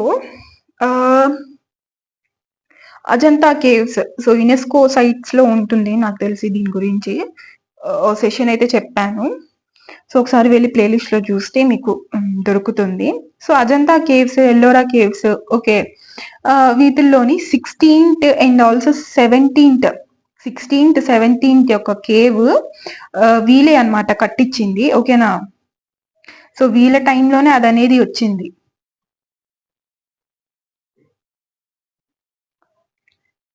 సో ఇటువంటి ఆర్కిటెక్చర్, ఓకే, ఆర్ట్ కి, ఆర్కిటెక్చర్ కి, కల్చర్ కి, మన ఇండియన్ మెయిన్లీ హిందూయిజం ని వీళ్ళ టైంలోనే ఇవన్నీ ఆవిష్కారాలు అనేది జరిగాయి. సో అందుకని వీళ్ళ పీరియడ్ ని గోల్డెన్ ఏజ్ అని అంటాం అనమాట. Golden age of Indian art and culture అని అంటుంటాము. ఓకే, అండ్ ఆల్సో టెంపుల్స్ కూడా, చాలా టెంపుల్స్ కూడా కట్టించారు వీళ్ళు, గుప్తా ఎంపైర్ వాళ్ళు. హిందూస్ కి సంబంధించి టెంపుల్స్ కూడా కట్టించారు వీళ్ళు. So next mini art forms including sculpture, architecture, in painting emerge during this period. So ఈ పీరియడ్ లోనే ఈ యొక్క ఆర్కిటెక్చర్ కూడా కవర్ అయిందనమాట, ఎమర్జ్ అయిందనమాట. నెక్స్ట్ ఇంకా పోస్ట్ గుప్తా రూలర్స్ గురించి చూస్తే, పోస్ట్ గుప్తా పీరియడ్ లోని గుప్తా యొక్క డైనాసిటీ ఎండ్ అయిపోయిన తర్వాత కొన్ని ప్రామినెంట్ రూలర్స్ అంటే వచ్చాయి. సో అందులో మోస్ట్ ఇంపార్టెంట్వి అంటే చెప్పుకోదగినవి dynasties: Vardhan dynasty, Thaneshwar Maukhari, next Kannauj and Maitraka of Vallabhi. So వీళ్ళనేది రూల్ చేశారనమాట గుప్తా ఎంపైర్ ఎండ్ అయిపోయిన తర్వాత. ఇంకా Harshavardhana was the famous ruler అనమాట ఏ డైనాసిటీ, వర్ధాన్ డైనాసిటీలోని. ఓకే, సో వర్ధన్ డైనాసిటీలోని హర్షవర్ధన రూలర్, మీరు వినే ఉంటారు Harshavardhana. So he was a great patron of arts అనమాట. ఈయనకి చాలా ఇష్టమైన, ఈయన కూడా కొన్ని బుక్స్ కూడా రాసున్నారు, రత్నావళి, ఓకే, ఇలా కొన్ని బుక్స్ కూడా రాసున్నారు. సో నెక్స్ట్, సో హీన్ సాంగ్ తన యొక్క రైటింగ్స్ లోని హర్షవర్ధనాన్ని ఏమని మెన్షన్ చేశారు అని అంటే శిలాదిత్య అని మెన్షన్ చేస్తున్నారు. సో ఇది కూడా important. So Hyun song mention చేశారు. ఎవరు? హ్యూన్ సాంగ్ హర్షవర్ధన గురించి శిలాదిత్య అని చెప్పి మెన్షన్ చేస్తున్నారు ఆయన యొక్క రైటింగ్స్ లోని. So Harshavardhana was a great patron of arts. And writings Ratnavali, నేను చెప్పాను కదా ఇందాక, రత్నావళి, ప్రియదర్శిక, నగానంద, సో ఇవన్నీ కూడా ఈయన రాసినవే అనమాట writings. Banabhatta was the court poet. So Harisena ఎవరి కోర్ట్ పోయెట్? అలానే బాణభట్ట కూడా హర్షవర్ధన యొక్క కోర్ట్ పోయెట్ అనమాట బాణభట్. సో ఈయన కూడా కొన్ని కొన్ని రాసున్నాడు బుక్స్, బాణభట్ట కూడా. సో బుక్స్ అన్ని నేను ముందు చెప్పిన తదుగో బుక్స్ వచ్చేసింది అనమాట. ఇంపార్టెంట్ బుక్స్, ఏన్షియంట్ హిస్టరీ మొత్తం మీద ఇది అనేది నేను చేశాను బుక్స్. సో అమోఘ వర్ష అమోఘ వర్ష రాసింది కవి రాజ మార్గ అమోఘ వర్ష రాసింది. అండ్ ప్రశోన్నతర్ మాలిక, సో ఈ 2 బుక్స్ అయితే రాశారు అమోఘ వర్ష. నెక్స్ట్ బాణభట్ట హర్ష చరిత. సో ఈయన ఎవరి పోయిట్? ఈయన కోర్ట్ పోయిట్ హర్షవర్ధన్ కదా. సో హర్ష చరిత అంటే ఆయన గురించి, ఆయన పొగుడుతలు, ఆయన యొక్క చేసింది, ఆయన యొక్క లైఫ్ హిస్టరీ కూడా కావచ్చు. సో హర్ష చరిత రాశాడు. కాదంబరి కూడా బాణభట్ట అని రాసింది. నెక్స్ట్ శుద్రాక ఏం రాశాడు? మృచ్చకటికం రాశాడు. ఓకే, ఏం రాశాడు? మృచ్చకటికం రాశాడు. విష్ణు శర్మ పంచతంత్ర రాసింది విష్ణు శర్మ. నెక్స్ట్ విశాఖదత్త ఏం రాశాడు? ముద్ర రాక్షస రాశాడు. దేవి చంద్రగుప్త రాశాడు. నెక్స్ట్ అశ్వఘోష్. సో ఇవన్నీ కూడా స్కిప్ చేయకండి, ఇంపార్టెంట్. నేను ఇక్కడ మీకు సెలెక్టెడ్ గా ఇచ్చాను. ఈ వీడియోలో అన్ని కూడా మీకు సెలెక్టెడ్ కంటెంట్ ఉంటుంది. నేను ఆల్రెడీ మీకు ప్రిసైజ్ చేసి మీకు కంటెంట్ ని ఇస్తున్నాను ఈ వీడియోలోని. సో నేను చేసిన వీడియోలో మళ్ళీ ఇప్పుడు రివిజన్ అంటే అది ఓకే, బట్ ఎవరైనా కొత్తగా ఈ వీడియోలో నుంచి ఇన్ఫర్మేషన్ తెలుసుకుంటున్నారు ఎగ్జామ్ కి ముందు అని అంటే మాత్రం ఇందులో ఇంకా మీరు లైక్ ఇంకా డిలీట్ చేసి, ఇంకా ప్రిసైజ్ చేసుకుని, ఇంకా ఫిల్టర్ చేయకండి. నేను చెప్పిన ఈ వీడియోని మొత్తం కూడా ఫాలో అవ్వండి, ఎందుకంటే ఇది ఆల్రెడీ ఎగ్జామ్ ఓరియంటెడ్ గా నేను సిలబస్, మీరు బయట చూస్తే సిలబస్ తో పోలిస్తే, మీరు ఏన్షియంట్ హిస్టరీ సిలబస్ తో పోలిస్తే నేను చాలా ఫిల్టర్ చేసి ఇంపార్టెంట్ టాపిక్స్ మీకు చెప్తున్నా ఈ వీడియోలోని. సో ఇందులో మళ్ళీ మీరు ఫిల్టర్స్ చేసుకుని తక్కువ చేసుకోవడం, కొన్ని డిలీట్ చేసేయడం, కొన్ని ఎగ్గొట్టేయడం, కొన్ని ఎగరగొట్టేయడం అలాంటివి చేయకండి. ఓకే, సో ఇవన్నీ కూడా ఇంపార్టెంట్, స్కిప్ చేయకుండా ఇవన్నీ బై హార్ట్ చేసుకోండి. ఫస్ట్ ఆథర్ అండ్ బుక్స్ చాలా ఇంపార్టెంట్ మనకి. సో అశ్వఘోష్ ఏం రాశాడు? బుద్ధ చరిత రాశాడు. అండ్ సౌందరనంద రాశాడు. నెక్స్ట్ కాళిదాస ఏం రాశాడు? సో మాలవిక అగ్నిమిత్రం రాశాడు. అండ్ ఆల్సో శకుంతలం కూడా ఈయనే రాసింది. అంటే ఇప్పుడు మనం చూసిన శకుంతలం వేలు, ఈయన కాళిదాస రాసిన శకుంతల వేరనమాట. సో ఈయన స్టోరీ అంటే నాకు సమంత యొక్క శకుంతలం రాకముందు, అంటే ఆ మూవీ రాకముందే నాకు ఈ యొక్క స్టోరీ అనేది తెలుసు. కాళిదాస రాసింది యాక్చువల్ గా మీరు గనక వింటే, అంటే ఇప్పుడు కొంతమంది చూసేసి ఉంటారు సమంత యొక్క శకుంతలం మూవీ. సో ఇప్పుడు నేను చెప్పేది అంటే కాళిదాస యాక్చువల్ గా రాసింది గనక వింటే మీకు అంత ఇంట్రెస్టింగ్ గా అనిపించదు. So why? బికాస్ మీకు దీని గురించి కొంచెం ఆ మూవీలోని కొంచెం మీకు తెలిసిపోయింది కాబట్టి. బట్ మీరు మూవీ గనక చూడకుండా ఉంటే మాత్రం, ఆర్ ఎల్స్ మీరు ముందు గనక వినుంటే మాత్రం ఆ మూవీ చూడక ముందు, బట్ ఇదైతే ఇనీషియల్ స్టేజ్ లో వినేటప్పుడు మాత్రం చాలా చాలా ఇంట్రెస్ట్ గా ఉంటుంది. ఓకే, అదొక లవ్ స్టోరీ అన్నమాట కాళిదాస రాసింది శకుంతలం. సో చాలా ఇన్స్పిరేషన్ గా ఉంటుంది. ఇన్స్పిరేషన్ అంటే అదే, అంటే ఈ నెక్స్ట్ ఏం జరుగుతుంది అనే ఎంతూజియాసంతో ఉంటుంది ఆ యొక్క స్టోరీ అనేది. సో ఒక 2 minutes నేను ఆ స్టోరీ చెప్తాను, సో వినండి. యాక్చువల్ గా కాళిదాస రాసిన స్టోరీ ఏంటంటే, when I known about this first, నేను దీని గురించి తెలుసుకున్నప్పుడు, అసలు శకుంతలంలో ఏముంది, కాళిదాస రాసింది అని తెలుసుకున్నప్పుడు, I was really very very very excited. అంటే నెక్స్ట్ ఏంటి అని చదువుతా పోయా అనమాట. సో దాని గురించి, సో ఏంటి అని అంటే, శకుంతల ఉంటుంది ఆబ్వియస్ గా, షీఈస్ వెరీ ప్రెటియెస్ట్ గర్ల్ అనమాట. అండ్ ఒక రాజు ఆ దారిన పోతా ఆమెను చూస్తాడు. సో అక్కడ ఆగుతాడు, తనతో మాట్లాడతాడు, ఇంకా అన్ని కూడా అవుతుంది, వాళ్ళిద్దరి మధ్య లవ్ అనేది ఏర్పడిపోతుంది. సో అలా కొన్ని డేస్ అక్కడ స్పెండ్ చేసిన తర్వాత ఇంకా రాజ్యానికి వెళ్ళాలి నేను ఇలాగే తీసుకుపోవడం నాకు ఇష్టం లేదు. సో నేను అక్కడికి వెళ్ళి నిన్ను ఒక మహారాణి లాగా నేను ఇక్కడికి వచ్చి నేను ఇక్కడి నుంచి తీసుకువెళ్తాను అని చెప్పి శకుంతలని అక్కడే ఉండేసి అక్కడే పెట్టేసి ఈ రాజు అయితే వెళ్ళిపోతారనమాట రాజ్యానికి. సో నెక్స్ట్ అలాగా రాజు గురించి ఆలోచిస్తూ ఉంటుంది అనమాట. ఎలా ఉన్నాడో ఏంటో. సో మనకు కూడా మన ఒక ఫేవరెట్ పర్సన్స్ దూరం వెళ్ళిపోతే కొన్ని థాట్స్ అయితే వస్తుంటాయి కదా. సో అలా ఆలోచిస్తూ ఉంటే ఈ లోపు ఒక ముని వస్తారనమాట. నాకు కరెక్ట్ గా ఆ ముని పేరేంటో గుర్తులేదు. సో ఆ ముని వచ్చి సంథింగ్ ఏదో అడుగుతూ ఏదో చెప్తూ ఉంటే తిను తన గురించి రాజు గురించి ఆలోచిస్తూ ఆలోచిస్తూ అక్కడ పెడచెవి పెడుతుంది అనమాట. అంటే ఆ ముని చెప్పేది అంతగా చెవికి తీసుకోదు. సో ఆయనకి తెలుస్తుంది అనమాట. ఆయన అది ఒక అగౌరవంగా ఫీల్ అయ్యి, నువ్వు ఎవరి ఊహల్లో అయితే పడిపోయి నన్ను నిర్లక్ష్యం చేశావో, సో వాళ్ళ ఊహల్లో నుంచి నువ్వు నీ యొక్క గుర్తులు, నీ యొక్క మెమరీ అనేది ఆ యొక్క మనిషి యొక్క బ్రెయిన్ లో నుంచి నీవన్నీ తొలగిపోతాయి అని చెప్పేసి శపిచ్చేస్తాడనమాట. ఎవరు సమంత అంత శకుంతలకి ఆ యొక్క ముని. సో ఇంకా అప్పుడు తెలుసుకుని అప్పుడు స్పృహలోకి వచ్చి ఆ థాట్స్ అన్ని వదిలిపెట్టి, ఏంటి ముని ఇలా ఇలా ఇచ్చారు శాపము, సో దానికి శాప విమోచనం చెప్పండి అని చెప్పంటే, సరే మళ్ళీ ఒక పరిష్కారం అనేది చెప్తారనమాట. మీ ఇద్దరి మధ్యన ఏదైనా గుర్తుగా ఆయన నీకు ఇచ్చింది గాని నువ్వు ఆయనకి ఇచ్చింది గాని అది గనక ఆయన చూసినప్పుడు అప్పుడు మీ యొక్క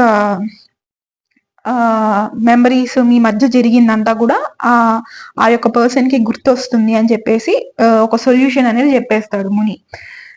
సో ఇంకా తన దగ్గర ఏముంటుంది, శకుంతల దగ్గర ఒక రింగ్ అయితే ఉంటుంది రాజు ఇచ్చింది. అంటే వీళ్ళ యొక్క లవ్ లైఫ్ లోని జరిగిన కొంత పీరియడ్ లోని ఒక రింగ్ అయితే ఇస్తారనమాట శకుంతలకి. సో మనం ఎలా ఈ కాలంలో గిఫ్ట్స్ ఇచ్చుకుంటూ ఉంటాం లవర్స్ కి, సో అలాగా ఆయన ఏంటంటే ఆయన దగ్గర ఏదో రింగ్ ఉంటే అప్పటికప్పుడు ఇస్తారనమాట శకుంతలకి. సో ఆ రింగ్ ఉంది అని చెప్పి ఆ కాన్ఫిడెన్స్ తో ఉంటుంది తను. సో ఆ టైంలో ఏంటంటే ఒక రివర్ దగ్గర నదియో ఎక్కడో వాటర్ దగ్గర సో ఆ చెయ్యి అనేది సంథింగ్ పెడుతుంది అనమాట వాటర్ లో. సో అలా పెట్టినప్పుడు అది లూజ్ అయిపోయి faith that's all faith. So ఆ రింగ్ అనేది జారి వాటర్ లో పడిపోతుంది అనమాట. సో పడిపోయినప్పుడు ఆ ఫిష్ ఆ యొక్క రింగ్ ని మింగేస్తుంది. అంటే అది నోట్లోకి వెళ్ళిపోతుంది ఫిష్ యొక్క నోట్లోకి. సో ఇంకా చూసుకుంటే రింగ్ అనేది ఉండదు, ఎవరు శకుంతల దగ్గర రింగ్ ఉండదు. సో సో ఇప్పుడు కూడా ఉందా లేదా, మళ్ళీ ఏమైనా బ్యాటరీ లో అయిందా అని చెప్పి చెక్ చేసుకుంటున్నా. I can't do a single video these many times కదా. సో అయితే ఫైనలీ ఫిష్ నోట్లోకి వెళ్ళిపోతుంది కదా. ఇంకా రాజు సంథింగ్ వన్ ఫైనల్ డే ఒక చేపను తింటా ఉంటాడనమాట. సో ఆ చేపలో రింగ్ కనిపిస్తుంది. సో రింగ్ కనిపించినప్పుడు అప్పుడు అది తీసుకుని యా అని చెప్పేసి శకుంతల గుర్తొస్తుంది అనమాట రాజుకి ఆ యొక్క మెమరీతో, రింగ్ యొక్క మెమరీతోని. అంటే ముని శాపం ఇచ్చాడు కదా, సో అక్కడికి శాప విమోచనం అయిపోతుంది. సో ఇంకా అప్పుడు ఇద్దరు వస్తారు, హ్యాపీ ఎండింగ్ అయిపోతుంది, కలిసిపోతారు. సమంత అని వస్తుంది నాకు, మూవీ ఎఫెక్ట్స్ అనమాట ఇవన్నీ కూడా. సో శకుంతలని వచ్చి తీసుకుని వెళ్తారనమాట రాజ్యానికి. So there it is a happy ending అనమాట ఆ స్టోరీకి. సో అది యాక్చువల్ గా కాళిదాస రాసింది. సో ఇంకా అటు ఇటుగా వీళ్ళు స్టోరీస్ ఆబ్వియస్ గా మూవీ అని అంటే కొన్ని అప్స్ అండ్ లోస్ పెట్టాలి కాబట్టి వాళ్ళు కొంచెం చేంజ్ చేస్తుంటారు, అది వేరే విషయం. సో బట్ ఇదైతే మీరు ఆ మూవీ చూడకుండా వినుంటే ఇట్ వుడ్ బి వెరీ, మీరు చాలా యాంగ్జైటీ లెవెల్స్ అనేవి పెరిగిపోతూ ఉంటుంది. అండ్ నేను కూడా చాలా షార్ట్ గా చెప్పేసా మీకు 2 lines లో. చెప్పాలంటే అది ఒక పెద్ద స్టోరీ. సో జస్ట్ కట్ చేసి మీకు మెయిన్ ఈవెంట్స్ అన్ని కూడా చెప్పేసా పైన. ఓకే, సో ఇక్కడ మనకి మెయిన్ టాపిక్ వచ్చేసి శకుంతలం స్టోరీ తెలియడం కాదు, సో ఏన్షియన్ హిస్టరీ కాబట్టి నేను షార్ట్ గా చెప్పడం జరిగింది మీకు. ఓకే, సో ఇంకా నెక్స్ట్ మెగస్థెనీస్. సో మెగస్థెనీస్ సో మెగస్థెనీస్ ఇంకా ఏం రాశాడు, ఇండికా. సో ఇండికా రాసింది మెగస్థెనీస్ అనమాట. సో మెగస్థెనీస్ ఎవరి కోర్టులో ఉండేవాడు, చంద్రగుప్త మౌర్య యొక్క కోర్టులో ఉండేవాడు. So as I previously said you, Chandragupta Maurya హెలినాని మ్యారేజ్ చేసుకున్నారు. సో హెలినాతో పాటు సెలకస్ నికేటర్ ఈ మెగస్థెనీస్ ని పంపించారనమాట. సో చంద్రగుప్తతో పాటు చంద్రగుప్త కోర్టులో ఉండమని చెప్పి. సో ఈయన ఇండికా రాశాడనమాట. ఓకే. సో, అంటే ఆబ్వియస్‌గా ఆయన అక్కడ ఉండి ఒక బుక్ రాసాడు అంటే ఇట్స్ ఎ కామన్ సెన్స్. అంటే ఇండికాలో ఏముంటుంది ఆ బుక్‌లో మోస్ట్ ఇంపార్టెంట్‌గా. సో, ఆ యొక్క చంద్రగుప్త మౌర్య యొక్క అడ్మినిస్ట్రేషన్ గురించి, ఆయన టైంలో ఉన్న క్యాస్ట్ గురించి, సో వీటి గురించే ఎక్కువగా ఉంటుంది. అంతే గదా! ఆయన ఆయన కోర్ట్‌లో ఉన్నప్పుడు ఆయన గురించే రాస్తుంటారు కాబట్టి ఇండికా గూడా చంద్రగుప్త మౌర్య యొక్క పరిపాలన గురించే ఉంటుంది ఇండికా యొక్క బుక్‌లో గూడా. నెక్స్ట్ కౌటిల్య. కౌటిల్య అంటే చాణక్య అన్నమాట. సో చాణక్య రాశాడు అర్థశాస్త్ర. ఇదంతా పర్టికులర్ గా చెప్పనవసరం లేదు, తెలిసే ఉంటుంది మీకు. అర్థశాస్త్ర అన్నమాట రాసింది చాణక్య రాశాడు. సో చాణక్యాని హెల్ప్ తీసుకునే కదా చంద్రగుప్త మౌర్య ఎంపైర్ అయింది, రాజు అయింది. సో విశాఖ దత్త ఏం రాశాడు? ముద్ర రాక్షస. సో ఇది ఆల్రెడీ కవర్ చేసాం మనం పైన. ఓకే. సో ఇందాక మనం ఏం చెప్పాము? సో యాజ్ ఐ సెడ్, ఇందాక చెప్పినట్టు మీకు నేను ఏమేమి ఎంపైర్స్ ఉన్నాయి, సో కింగ్స్ బట్టి అన్ని సీక్వెన్స్ గా మనం తెలుసుకుందాం అని చెప్పాను. సో ఇలా తెలుసుకోవడం దేనికి అంటే, ఒక్కొక్కసారి ఫేమస్ రూలర్స్ కాకపోయినా కూడా వాళ్ళ యొక్క పేరు ఇచ్చేసి, ఆ పేరు ఇచ్చేసి, ఒక రాజు పేరు ఇచ్చేసి, ఆ రాజు ఏ డైనాసిటీకి సంబంధించిన వాళ్ళు అనే ఒక క్వశ్చన్స్ కూడా వస్తుంటాయి మనకి. ఓకే, ఎస్ఎస్సిలో అడుగుతుంటాడు, జీడీలో. సో అందుకని మనకి అట్లీస్ట్ వాళ్ళ రూలర్స్ పేర్లు కూడా మనకి తెలిసి ఉండాలన్నమాట ఆబ్వియస్ గా. సో నేను ఇప్పుడు మీకు రూలర్స్ నేమ్స్ అన్ని కూడా నేను మీకు ఇక్కడ అన్ని ఎక్స్ప్లెయిన్ చేస్తా ఫ్లో చార్ట్ లోని. సో చూడండి, వీడియో అయిపోయిందని చెప్పి స్కిప్ చేసి వెళ్ళకండి. సో ఫస్ట్ వచ్చేసి ఏమొస్తుంది? Magadha empire. Okay, so Magadha empire లో ఫస్ట్ ఎవరు? బింబిసారా అన్నమాట. సో హరియాంక డైనాస్టిక్ సంబంధించిన బింబిసారా. ఓకే, సో బింబిసారా తర్వాత ఏ రూలర్ వస్తారు? అజాత శత్రు వస్తారు. సో ఈయన ఫస్ట్ బుద్ధిస్ట్ కౌన్సిల్ హెల్డ్ చేసింది ఈయనే అన్నమాట. ఓకే, అజాత శత్రు. ఇంకా నెక్స్ట్ అజాత శత్రు తర్వాత ఉదాయిన్ వస్తారు. సో ఉదాయిన్ తర్వాత చాలా రూలర్స్ అయితే వచ్చారు. సో దాని తర్వాత లాస్ట్ రూలర్ ఎవరు అని అంటే నాగదశాక. సో నాగదశాక లాస్ట్ రూలర్ అన్నమాట. ఓకే, సో నాగదశాకాని రీప్లేస్ చేసింది ఎవరు అంటే ఆయన యొక్క కోర్టులోని ఉండే ఒక మినిస్టర్, అంటే అమాత్య అన్నమాట. వాళ్ళు మినిస్టర్ ని అమాత్య అనేవాళ్ళు అనమాట. సో శిశునాగా ఈయన యొక్క ప్లేస్ ని రీప్లేస్ చేశాడనమాట. సో ఈయన బదులు శిశునాగా వచ్చేసాడు రూలింగ్ లోకి. ఓకేనా, ఈయన్ని డిఫీట్ చేసేసి. Shishunaga was the founder of Shishunaga dynasty. ఓకేనా, సో శిశునాగా తర్వాత, సో ఈయన తర్వాత ఎవరు వచ్చారంటే కాల అశోక. ఓకే, ఈయన కూడా ఒక బుద్ధిస్ట్ కౌన్సిల్ ని హెల్డ్ చేశాడు. సో మనం డిస్కస్ చేసుకున్నాం కదా బుద్ధిస్ట్ కౌన్సిల్స్ అన్ని కూడా. సో శిశునాగా తర్వాత కాల అశోక. సో కాల అశోక అనే లాస్ట్ కింగ్ అనమాట. ఏ డైనాసిటీకి? శిశునాగా డైనాసిటీకి కాల అశోక లాస్ట్ కింగ్ అనమాట. సో ఇంకా నెక్స్ట్ ఇంకా ఏ డైనాసిటీ వస్తుంది? కాల అశోకాని మహాపద్మనంద చంపేశాడు అనమాట. సో మహాపద్మనంద చంపేసి నందా డైనాసిటీని పరిపాలనలోకి తెచ్చాడు. అంటే నందా డైనాసిటీ వాడు పరిపాలనలోకి తెచ్చాడు. ఎవరు? మహాపద్మనంద. కాల అశోకాని చంపేశాడు. ఓకేనా, సో ఇంకా నెక్స్ట్ మహాపద్మనంద. సో వీళ్ళు ఫస్ట్ నాన్ క్షత్రియ, ఇది మోస్ట్ ఇంపార్టెంట్ అనమాట. నాన్ క్షత్రియ అంటే ఇప్పటి వరకు వచ్చిన శిశునాగ డైనాసిటీ కానీ, హరియాంక డైనాసిటీ అంటే బింబిసారా యొక్క డైనాసిటీ కానీ అందరూ కూడా క్షత్రియాస్ అనమాట. వీళ్ళు వచ్చేసి నాన్ క్షత్రియ ఫస్ట్ రూలర్ అనమాట ఏన్షియంట్ హిస్టరీలో. Mahapadmananda. Okay, Nanda dynasty first non Kshatriya dynasty. So Nanda తర్వాత ఎవరు వచ్చారు? ధనానంద వచ్చాడు. సో ధనానంద చాలా సెల్ఫిష్ గా ఉండేవాడు అనమాట. ఇంకా లాస్ట్ రూలర్ అనమాట ధనానంద. సో ధనానంద అంటే ప్రజల గురించి అంతగా పట్టించుకునేవాడు కాదు, ప్రజల యొక్క కష్టాలు పట్టించుకునేవాడు కాదు. ఆయన పని ఏంటో, ఆయన యొక్క ప్లెజర్స్ లో, ఆయన యొక్క లగ్జరీలో ఉండేవాడు అనమాట. సో ఇది గమనించి Chandragupta Maurya with the help of Chanakya, so వీళ్ళిద్దరూ ఈయన్ని రీప్లేస్ చేసేసి, అంటే ఆయన్ని పొజిషన్ లో నుంచి దింపేసి రాజుగా చంద్రగుప్త మౌర్య ఎంపరర్ గా అయ్యాడు. So here Maurya dynasty starts అనమాట. So Chandragupta Maurya is the founder of Maurya dynasty. So Mauryan dynasty అనేది ఫౌండేషన్ జరిగింది. సో నెక్స్ట్ బిందుసార అన్నమాట, నెక్స్ట్ ఈయన కొడుకు. సో బిందుసార, చంద్రగుప్త గాని మౌర్య బిందుసార గాని వీళ్ళిద్దరు కూడా జైనిజం ని ఎక్కువ ఫాలో అయ్యేవాళ్ళు అనమాట. But where it comes to Ashoka వచ్చేసి బుద్ధిజం ని ఫాలో అయ్యాడు. ఓకేనా. సో బిందుసార తర్వాత నెక్స్ట్ అశోక తర్వాత కొన్ని 6 మెంబర్స్ 6 కింగ్స్ అయితే రూల్ చేశారు ఒక 50+ ఇయర్స్. తర్వాత బృహద్రాత వచ్చేసి లాస్ట్ ఎంపరర్ అన్నమాట. ఎవరు? Brihadratha. So Brihadratha last emperor. ఏ డైనాసిటీ? మౌర్యన్ డైనాసిటీకి బృహద్రాత లాస్ట్ ఎంపరర్. సో బృహద్రాతని చంపేసి, okay, Brihadratha was killed by Pushyamitra Shunga. So Brihadratha was killed by Pushyamitra Shunga and Shunga dynasty was got into force. So Shunga dynasty ఇంకా పరిపాలించసాగింది. నెక్స్ట్ అగ్నిమిత్ర, ఈయన యొక్క సన్ అనమాట. Next ruler Agnimitra, next Vasumitra.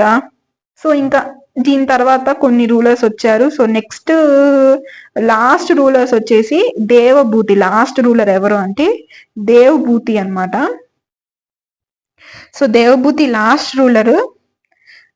So ఇంకా దేవభూతి చంపేశారనమాట. దేవభూతిని ఎవరు చంపేశారు? దేవభూతిని వాసుదేవ్ కన్వా చంపేసి కన్వా డైనాసిటీని స్థాపించుకున్నాడు. సో వాసుదేవ్ కన్వా అంటే కన్వా డైనాసిటీ అప్పుడు పరిపాలనలోకి వచ్చింది. సో మోస్ట్ ప్రామినెంట్ రూలర్స్ ఎవరు అని అంటే, ఇది సీక్వెన్షియల్ వైజ్ కాదు, కన్వా డైనాసిటీలోని వీళ్ళందరూ ప్రామినెంట్. అంటే వాసుదేవ్ కన్వా ఫౌండర్ ఆబ్వియస్ గా కన్వా డైనాసిటీకి. So Bhumiputra, next Narayan. So Narayan, Susharman. So Susharman last ruler అనమాట. సో సుశర్మన్ ని చంపేసి సైముక్.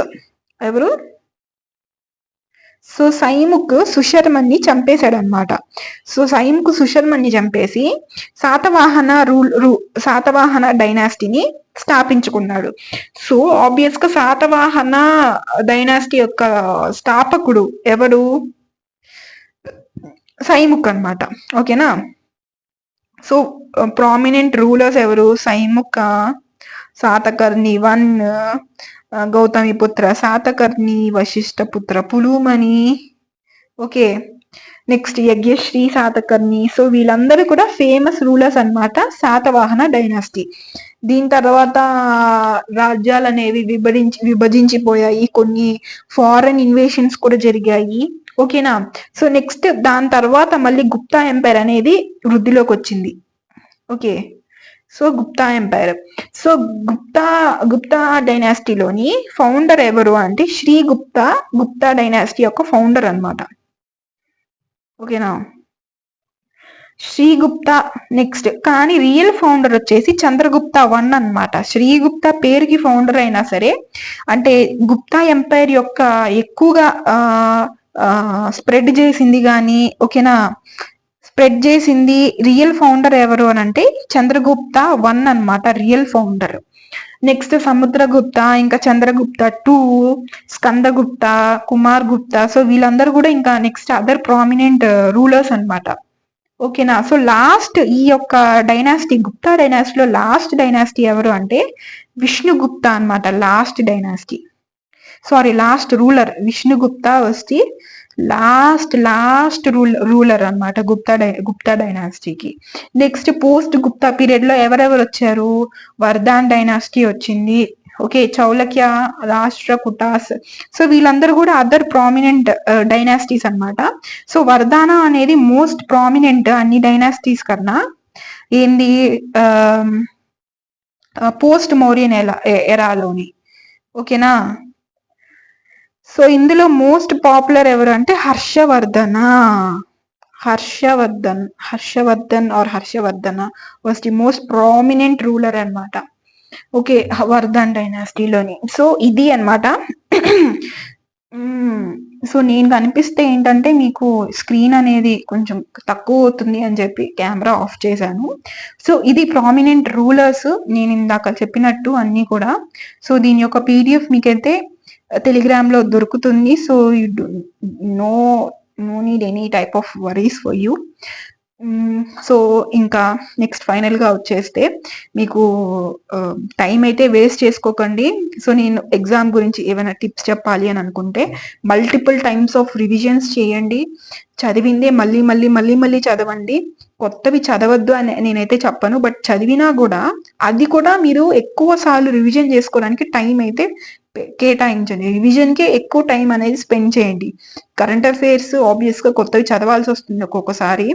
ఓకే, ఇంకా సిలబస్ కంప్లీట్ అవ్వలేదు అనే ఒక ఇందులో పడిపోయేసి మీరు చదివింది మీరు మెమరైజ్ చేసుకోవడం మర్చిపోవద్దు. Revision multiple times of revisions చేయండి అండ్ మార్క్స్ ఇవ్వండి టైం మేనేజ్మెంట్ కోసము. ఓకే, డైలీ 1 మార్క్ ఇచ్చినా ఫర్ 2 డేస్కి ఒక మార్క్ ఇచ్చినా పర్లేదు, బట్ మార్క్స్ ఇచ్చిన తర్వాత అనాలిసిస్ కూడా ఖచ్చితంగా చేయండి. అనాలిసిస్ చేసుకోకుండా మీరు ఎన్ని మార్క్స్ ఇచ్చినా వేస్ట్ అనమాట. ఓకేనా.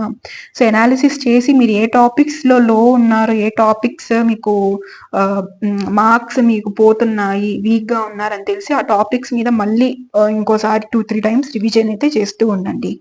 ఓకే, సో ఇది నేను ఇంకా ఎస్ఎస్సి జీడీ వాళ్ళకి all the very very very very very all the best అందరికి కూడా. సో ఐ హోప్ మీరు అందరు ఎగ్జామ్ బాగా రాయాలనుకుంటున్నాను.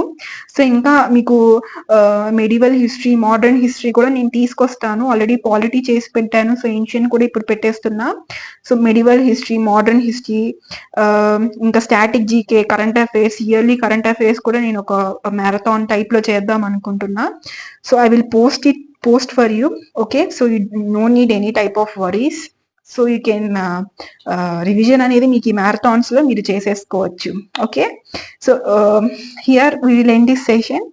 So I hope you all entertain by this video. So bore కొట్టకుండా మీరు ఇన్ఫర్మేషన్ అన్ని కూడా మీరు తెలుసుకున్నారని అనుకుంటున్నా. సో మీ యొక్క ఫీడ్బ్యాక్ ఏది ఉన్నా సరే కింద కమెంట్ చేయడం మాత్రం మర్చిపోవద్దు. Whether it is good or bad, మీకు బాగున్నా బాగాలేకపోయినా, నచ్చినా నచ్చకపోయినా, ఇంకేదైనా ఇంప్రూవ్మెంట్స్ ఏమైనా చేయాలి మేడం సో అండ్ సో అని ఏమైనా ఉన్నా సరే కింద కమెంట్ సెక్షన్ లో కమెంట్ చేయడం మర్చిపోకండి. Okay, so share, like and support. So కొత్త ఛానల్ నాది, మీకు అందరికీ తెలుసు. సో సపోర్ట్ చేయండి. ఎవరైనా కొత్త వాళ్ళు ఉంటే ఒకసారి ప్లేలిస్ట్ లో కూడా వెళ్ళి నా యొక్క వీడియోస్ అన్ని కూడా చూడండి. You will find very exam oriented content, I promise you. So okay guys, here we will sign off. Bye aspirants. So let's see in the very next and good energetic marathon. Bye aspirants.